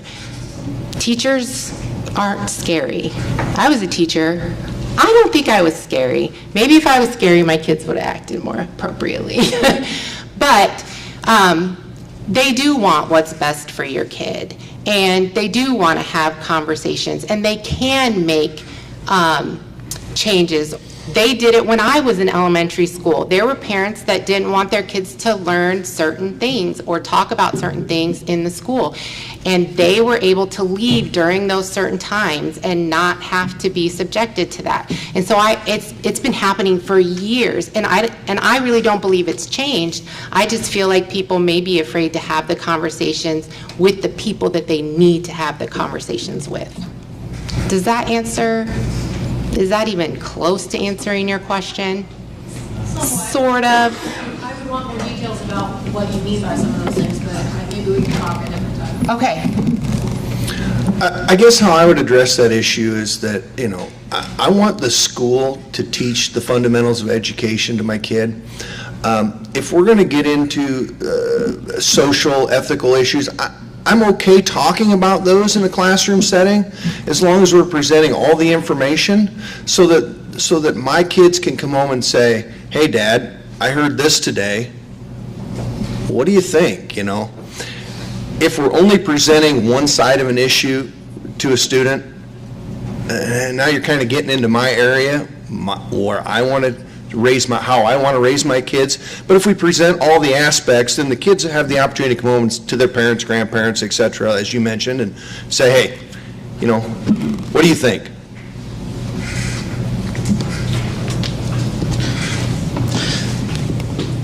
I agree with Aaron. I think we should only be teaching things that are incontroversial, just things that most of us learned when we were a kid and not the noise that we hear today. Just teach the facts, stay away from these controversial subjects. And if you have a kid that's hearing something too bad, get vocal, get with the school board members, get with the teacher, get with the principal, make something happen. But at the same rate, students are going to hear they're going to hear a lot of things as they get older, so they should be able to come home and talk about it and hopefully get set straight, or at least the way the parent sees that they should be. And but the school should just be staying basically with facts. So I don't know if what I'm going to say necessarily agrees with what they have been saying. I think are we dead? Am I still on? Oh, there we go. Of course, the teachers are going to need to teach the curriculum. However, a long time ago, they taught World War I, and then World War II came along. So then, I'm going to keep going ahead. Then they had to teach World War II. And then, history is changing, and our society is changing. So I don't want my child to necessarily be in a classroom where there are things where he doesn't feel comfortable with, and I would want my child to come home and talk to me so that I could go to speak to the teacher. But society is not the same now as it was when I was little. And I think one thing that our teachers need to instill in our kids is for them to be independent thinkers. Just to tell you, my son, he grew up going to Bulldog Builders with Tom and Judy Cleveland. Loved it. Doesn't have all the same views as them. Does that mean he quit going? No, he'd go back now in a heartbeat. But we taught him that not everyone has the same views. And I think that's what we need to make sure that our teachers are teaching our students. You may not have the same views as what your teacher is saying, so let's talk about it at home. And then if we need to go talk to the teacher, like Lita said, there has to be a hierarchy. I mean, you go to the teacher, you're not getting things done, you go to the administrator, still not getting things done, then we would expect you to bring it to the school board. And I think part of that goes back to this past year. I know that there were some issues going on in the school with the classroom, and I feel like I didn't know enough about it to even give an opinion on it, except for that I felt like those parents that brought their concerns weren't getting answers from the school board about what was being done, or had they even talked about it. And I think that was a lot of the frustration too, and that's just things that I've heard, but I'm just going back to there is a way we have to do things. I mean, you could come to me and say, Susan, I don't like how Mrs. Hunter is teaching the kids to make their number 5. I mean, you teach your kid the right way to make number 5 for you at home. She's going to teach it different. If you don't like it, go talk to her. And we just have to start teaching our kids to be independent thinkers. And yeah. So I'm going to tag into what Lita was saying as far as the peas, but my analogy on this idea was chicken, okay? Let's say that my family does not eat chicken. Am I going to come to the school and say, nobody at the school can have chicken because we don't want our kids to eat chicken? That just simply wouldn't be fair to all the rest of the community. But what we can do as a family, as a parent, is say, I do not want my child to eat chicken. So I am telling you, please do this as your job. Do not allow my kid to eat that chicken. But if I come in and I say, nobody can have chicken because I'm not okay with it, what I'm doing is taking away every single one of your right to make that choice for your children. So you're talking about parents and schools, competition versus cooperation. I mentioned briefly in one of my early answers about culture in the district. This has been an issue. This is kind of what I was referring to a little bit. And I believe Mr. Heyer at the helm is on top of this. He's going to fix some of these issues. If you've noticed some of his communications to parents with some of the emails that have come out, you can almost feel the heart and the caring, at least that's how I read it. You can just tell he's got a passion for improving communication and transparency. I think we're making progress already this year. If you come to our school board meetings, you can hear a lot of that, just a lot of the heart and the caring. I think the last few months have been great. Also, as a school board, we could work towards, you can't get directly involved in evaluations of staff, but you can set expectations and standards, as a general broad brush going into it. You can help direct some of that as a school board. So I don't know if this answers your question, but I hope it does. Because I mentioned earlier in this program about a plumb line. That's a concern for me, a plumb line for the district.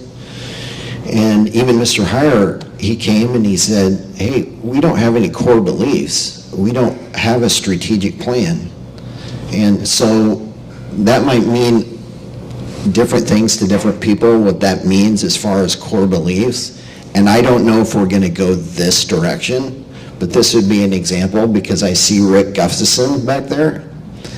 who implemented years ago character counts in the elementary. And he used that as a teaching tool, not only to students, but also to teachers. It was a way that you could hold teachers and students accountable. You could also reward teachers and students if they exhibited these certain characters.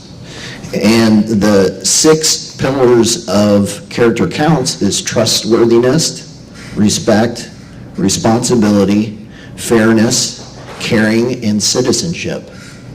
And I don't know if we'll do that, but I could see us as a community, as board members, establishing core beliefs that represents our community that everybody is pretty comfortable with, much like trustworthiness or respect.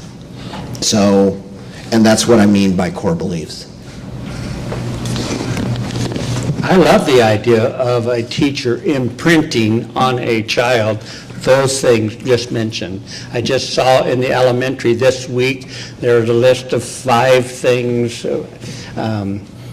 gratitude and honesty and integrity. Those are the kind of things every parent, every grandparent in this room would say, yes, we agree 100%. It's the other issues, those off things that just rile up people. We are a community, and we are here about building our community, and no, we don't have the same values. What I like, you don't like, and what you like, I might not like, but there are certain things that we can agree upon, and then we build on those. Forget the things that are controversial. We don't need those kinds of things in the classroom. If you're teaching reading, writing, and arithmetic, period. Forget the rest of the stuff. Forget the social engineering. Forget the imprinting of ideas that are not community, that's not going to build up the community. We want our community to be successful. We want our community to grow, and we got to have it so that it's pleasing and pleasant. It's like a sweet aroma. Nobody likes to go next to the dump because it stinks, but everybody loves to go into the bakery.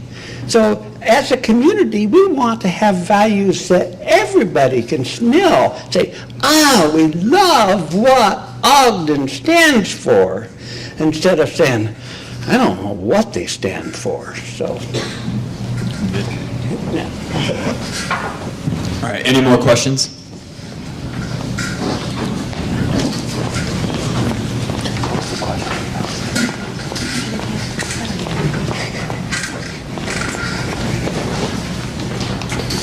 My question is pretty simple.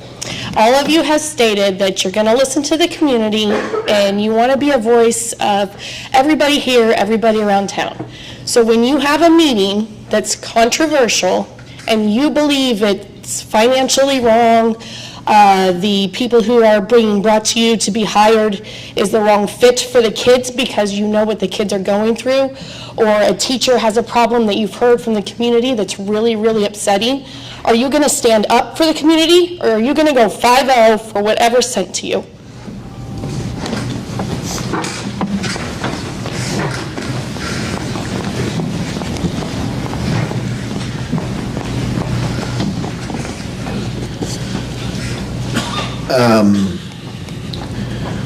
All of us in front of you tonight, I would encourage, if they are on the board, to vote their conscience and be true to their worldview and their ethic, however that presents itself.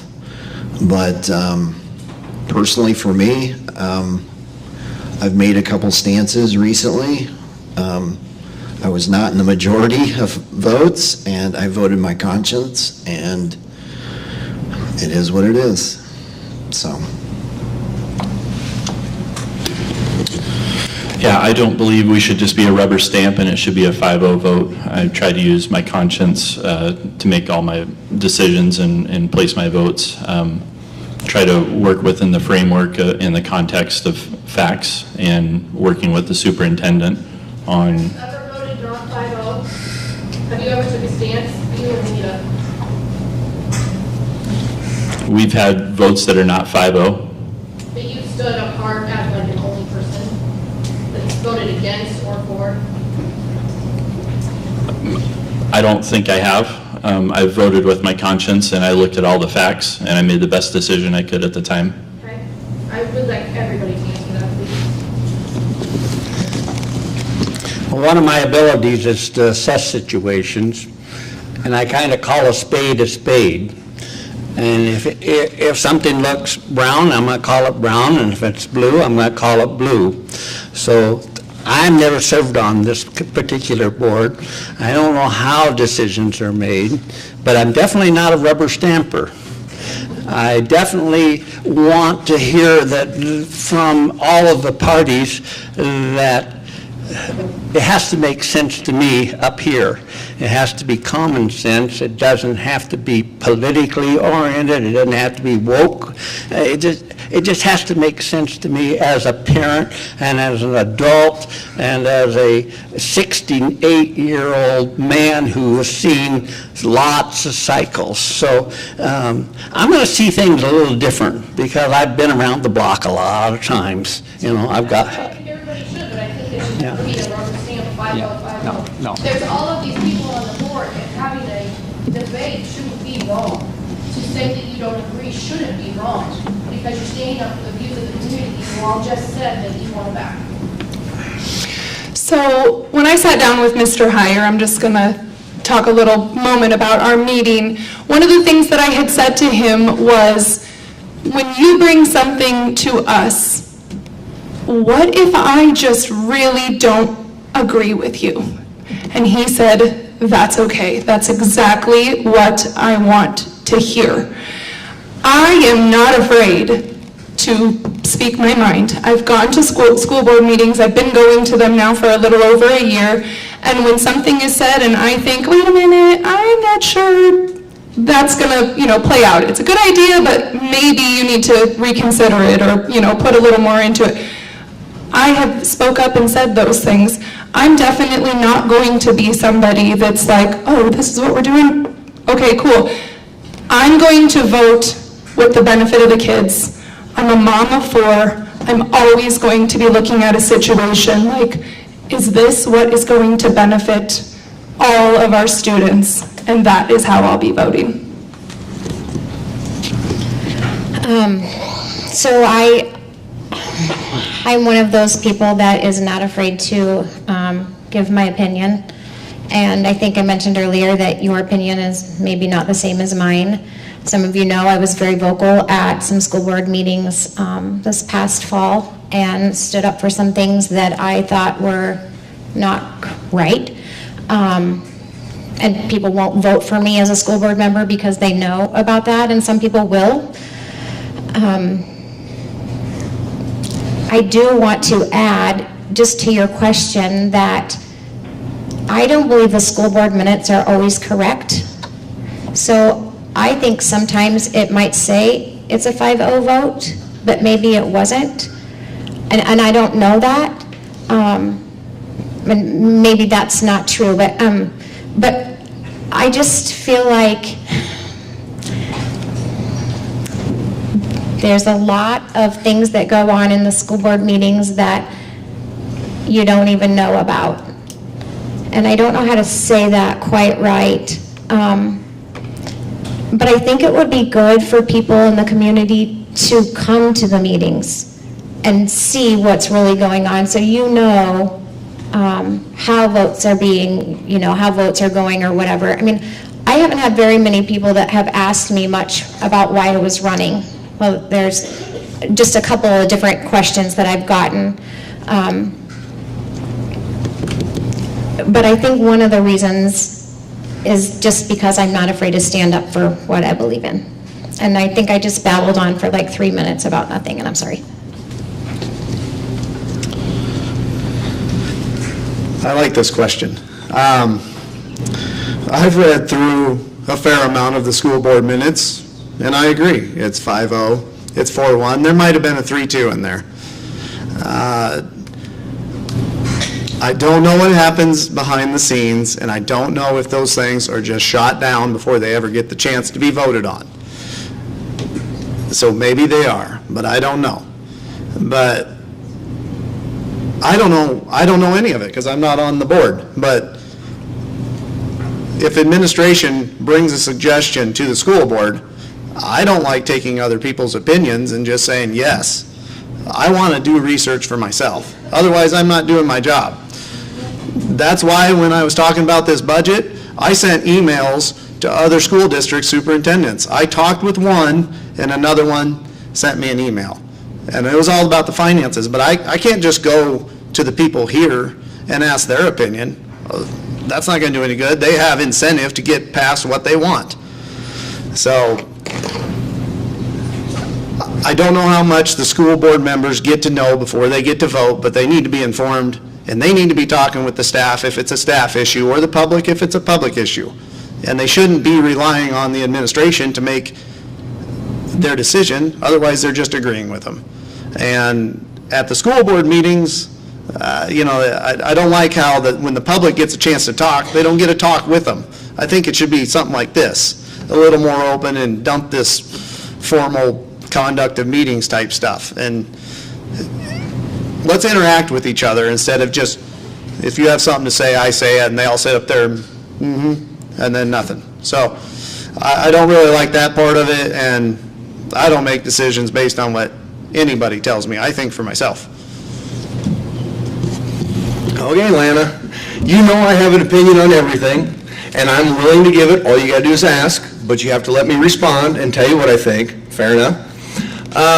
That being said, our society is not a true democracy. In a true democracy, every person gets to vote on every single issue.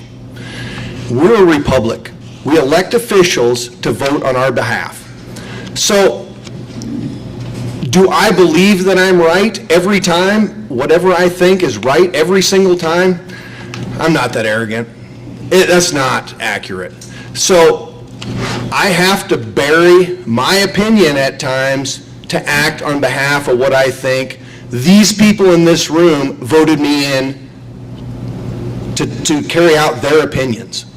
So, will I stand up for the vote of the people? Yes. Will I stand up for my own opinion? Only if it's the same. But if it's presented another way, but you know the community doesn't want, and it could be fiscally, it could be personal, it doesn't matter to me. I just want to know. If it's presented one way by, sorry, Mr. Meyer, you're going to get too much of us, by him, but you know that the community thinks, oh my God, they don't want to bond, they don't want to spend any more money, or whatever. Well, then we're not going to spend any money.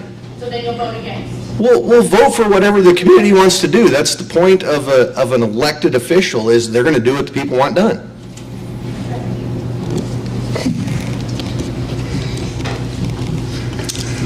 At the board table, there's a lot of discussions, and yeah, people will say you haven't voted against anything, or you have voted against things. The purpose of the discussions at the board table is so that we can understand everything that's going on before we cast a vote. And so if you've been, there are some board meetings where we did not agree on things. However, the way that I vote is what are the legal ramifications that could cost the school an extreme amount of money if we are not careful on what we do, because that gets passed on to the community. And there are things that people want us to vote for. I have opinions, I have feelings, I don't agree with everything all the time, but I cannot let my personal bias get in the way of making a legal, fiscally responsible decision on behalf of the school district. And so, no, you may not really, while I'm on the school board, know my personal opinion, my political opinion, my religious opinion on anything because I'm not going to let it get in the way of the legal responsibility, the ethical responsibility, and the fiscal responsibility that I have for the school. And so, if that's, there are things we are not allowed to touch. There are things that we can touch if they come to us through the proper procedure and protocol. And so, yeah, if you want something to get to the board, you have to go through the proper channels. We are not allowed to talk when people are bringing things to us. Yes, do we want to say something? Do we want to tell somebody something that will help them to understand? Is it hard to sit there and have people yell at you and be angry with you when they don't understand the ramifications of what happens to when you make a vote that people don't like? And so I will always vote for what's legal and what is fiscally responsible so that it does not have a huge cost to our district. All right, one more question.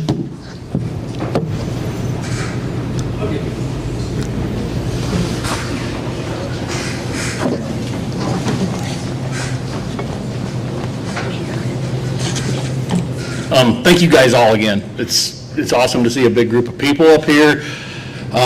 It shows how passionate you guys are for the community, for the school district. The crowd here tonight shows how passionate the community is as well. You guys have a lot of good ideas. You have a lot of input. You have a lot of thoughts. But the one thing I haven't heard tonight is how, if it's possible, is the school board going to increase the lines of communication with the parents, the students, and the staff? That is the number one issue that I have with the school today. It's the number one issue that I hear feedback from the community about is the lack of communication, the lack of transparency, the lack of clarity, the lack of a vision that's been talked about tonight. There's no clarity of that. We don't have communication. We're unable to make really informed decisions as parents. Teachers are unable to make really informed decisions as parents, and the students are left in chaos. Over the last handful of weeks, that's been displayed in our community, and we want to hide from it. But our students are in chaos because of our unwillingness to communicate with each other. How is the board going to increase these lines of communication to avert situations that become contentious inside the school, both from a safety standpoint, from the social science standpoint that Earl Taylor has talked about tonight? What are you guys going to do to communicate with us how to come together as a community, focusing on these kids and building this community for the long term, for that 20-year type of vision plan that's been mentioned by some, but still hasn't been communicated to the community?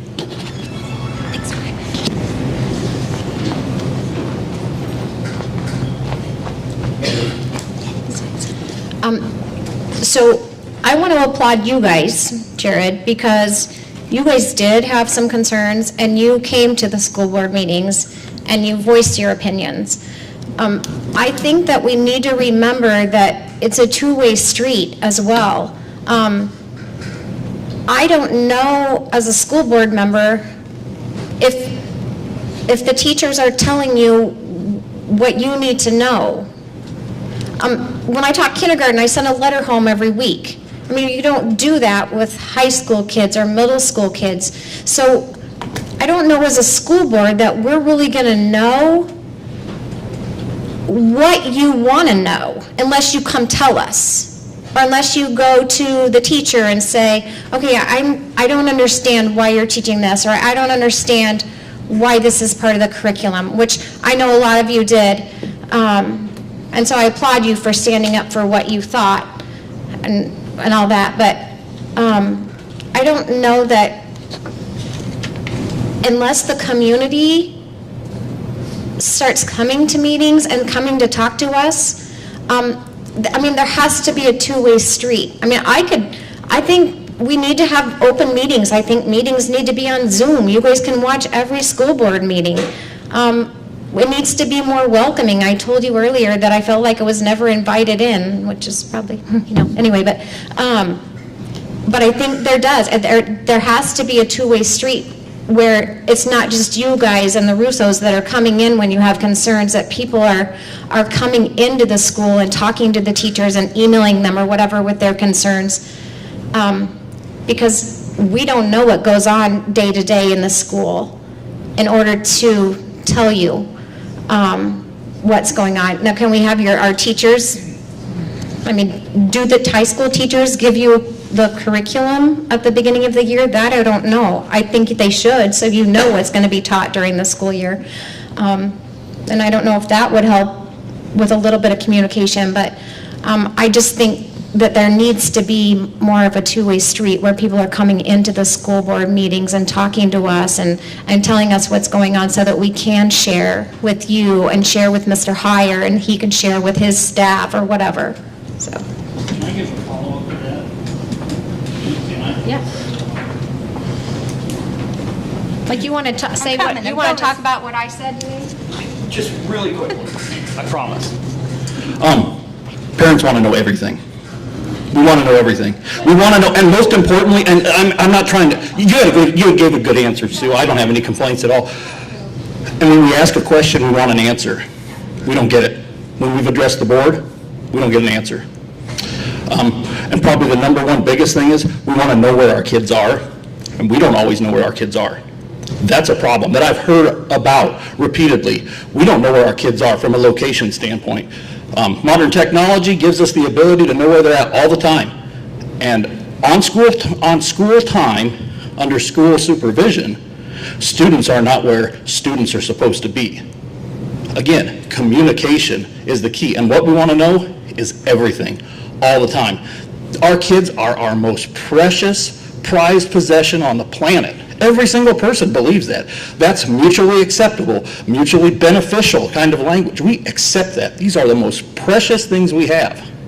And far too often, that trust is eroded because you guys aren't telling us. You know, the school system's not telling us. So again, how's the board going to increase those lines of communication? You guys have done one thing phenomenally already.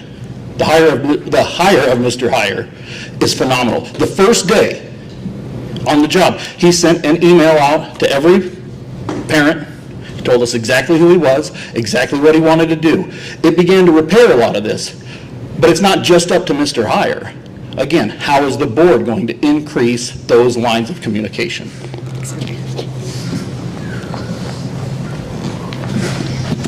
I want to quickly jump in on what you were just talking about as far as knowing where our kids are.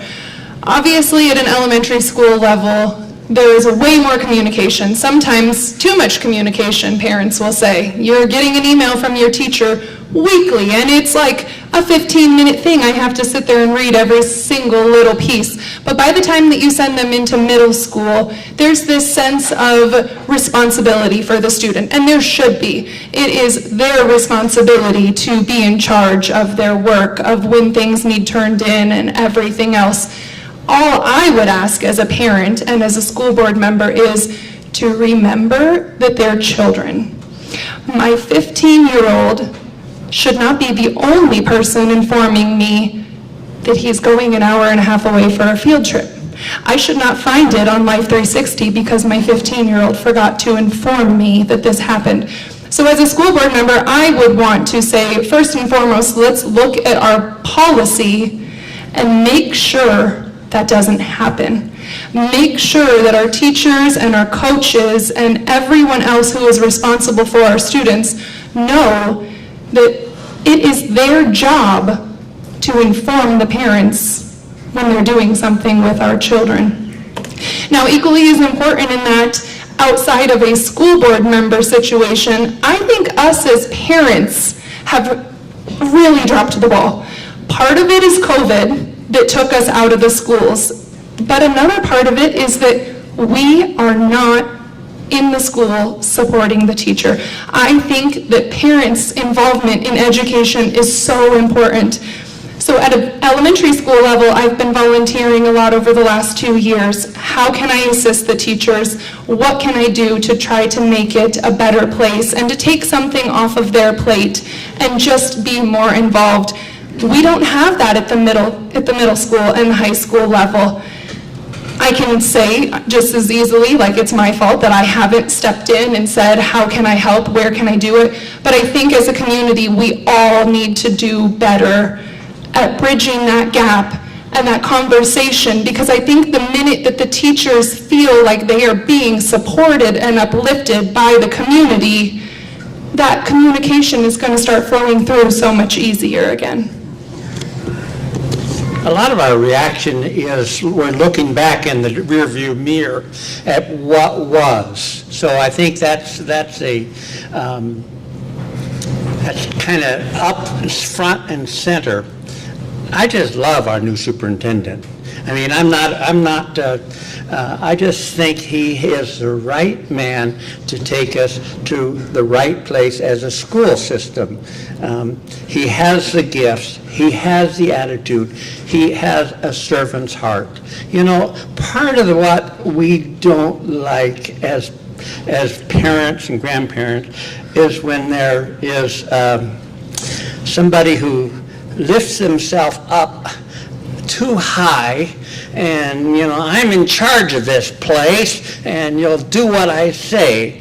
You know, I don't see that in this man. I think he has the servant's heart that's going to eventually, give him time, that it will trickle down.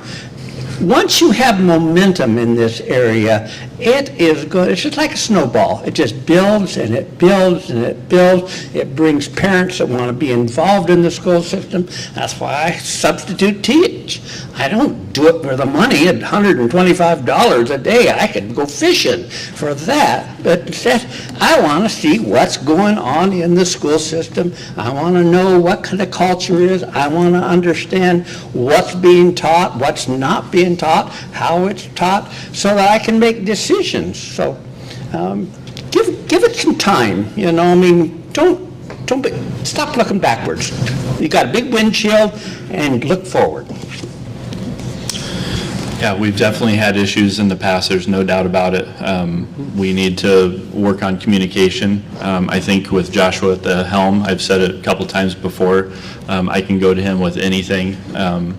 If somebody reaches out to me, I'm going to take it all the way to Joshua if necessary, and I'm going to have those conversations so we can really direct things by working with the superintendent, and then also if there's ideas on policies that we need to change, no matter what that looks like, if it's a different meeting format or whatever, adding I like Susan's Zoom idea for our school board meetings, but really policies and working with the superintendent, and we all want that to get better. 515-203-0678. That's 515-203-0678. If you have any questions, if you're concerned about anything, feel free to give me a call. It's also on the school website, on the school board. But I'm willing to talk to anybody about anything concerning the school. My wife would be a witness to, I've taken a number of phone calls over the years, and but here's the deal, and this will probably be the answer 99% of the time, because we need to respect the chain of command. And I'll probably tell you, have you talked to the teacher? Okay, you've talked to the teacher, you need to go talk to the principal now. Oh, you've talked to the principal, you need to go talk to the superintendent. And if you don't like that answer, call me again, and we'll go from there. Right. Here we go. Thank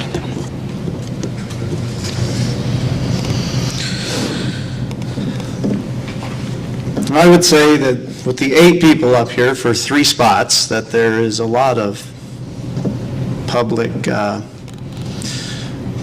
don't know, anger might be a little strong, but people want to change. I agree there's a lack of follow-through when you contact anything outside of the elementary. As far as we get up into this middle and high school, I think it's on the teachers to communicate the curriculum to the parents. A lot of that you can find out, or I don't feel like I have a problem with my ninth grader on that. But communication between the board members and the community and the staff is kind of what I think the question was. And I just got some off-the-wall ideas, like board members should be at events and maybe wearing T-shirts or something that signifies they're a board member. And some of the onus is going to be on the public to come talk to us, if I make it on. Or, we can't hunt everybody down, but we should be available, maybe walking around the building, talking to the staff, maybe at conferences or just any other random day. But if you're not in the building and present, you're not hearing anything. So we need to be available. Sporting events are obviously the easiest thing because most people are coming here. And we could maybe walk in the building and do it at conferences, do it just random days. I don't know if it's once a month, once every 2 months, whatever it be, something like that. Boy, I looked around this room, and it's kind of scary how many people have my cell phone number already. And I apologize, Jared, that you don't have mine, but I'd be more than happy to give it to you. Even if you just want to chat about how yields are around the state, I'm good for any of that. I spend 3 hours a day on the road on average. I'm great communicating. I'm horrible at texting. I type with 2 fingers. So my preferred is over the phone. But I will say one thing. I've been here 10 years. I knew Joshua before I even moved to Ogden. I've known him a long time. He's been here, 5 months? 4 months? We need to give him an opportunity. I think he's going to get things going. The communication is better, like you said. I think it's only going to improve. I'll talk to anybody, anytime about anything. So. Okay, so I have talked about my legal obligations and ethical, and here's the thing. I'm happy to listen to people, but you aren't always going to be happy if I don't give you a response, and there's a reason for that. And there's some things that, as board members, you cannot comment on, because if you do go through the chain of command, the last place that things go is to the board. And if it becomes a legal issue, there are lawyers involved. And if you have said or done anything outside of what you're supposed to do as a board member, or commented on anything in a way, made a Facebook post, commented on a Facebook post, all of that can be brought up in that room, and they can take you out of that and say, you're no longer a biased person. You cannot be here, and you cannot say or weigh in on these things. And I think there's just a lot of things that people don't know, that, like, how much you can compromise. We may agree. I may completely agree with what you're saying, but if I start saying or agreeing or anything, especially on personnel situations, we should never have a conversation about whether a teacher should be hired or fired. When we are voting, we're not voting for a person to be hired. We're voting on the money to be spent hiring someone. And can we say no? Yes. Can we say no because I don't want you to hire that person? Better be very careful of what your justification is for not hiring somebody because of a personal or whatever reason, because that can become a legal battle, and that can cost the district a lot of money. And so, yes, I do want to hear what people have to say. I am interested in what people are saying. Will I agree with you? Sometimes. Will I not agree with you? Sometimes not. Do I sometimes have information that I can't tell you? Yes, and it's not because I'm CIA or FBI or trying to be secretive, but if it is a personnel thing, I can't, or nobody on the board can ever have that conversation with anybody. That's like your HR department at whatever job you have going and having a conversation with one of your coworkers about your performance or your salary or whatever, things that we just cannot touch until you have gone through the proper procedure, protocols, etc., for it to come to the table to even become a discussion. And then it can be. And I feel like that's kind of what needs to be communicated. When I talked about what the board is not, that's kind of what I was trying to get at, is the board can do, for fiscal, we want to make sure that we're providing education, all the things that we said earlier, so I won't rehash that. But you also need to realize that there are boundaries for what we're allowed to do. And it would sound great if I could say, yeah, come talk to me. We'll just gab it up and talk about it, and I'll give you all my opinions on everything. But then I can then put myself in a really bad position to where when it comes to the board, I no longer have that opportunity to be that jury at that table, because that's literally sometimes what that feels like, or is. You are, because you have to determine some things that you maybe do not want to touch, but you can't make yourself a biased party. I hope that made sense. All right, thank you for attending our forum tonight, and another special thank you to Fairway for providing snacks. We invite you to grab a snack and chat with any of the candidates as our forum wraps up. And remember to vote on November 7th at the Leonard Good Community Center or the Leonard Good Library. Thank you.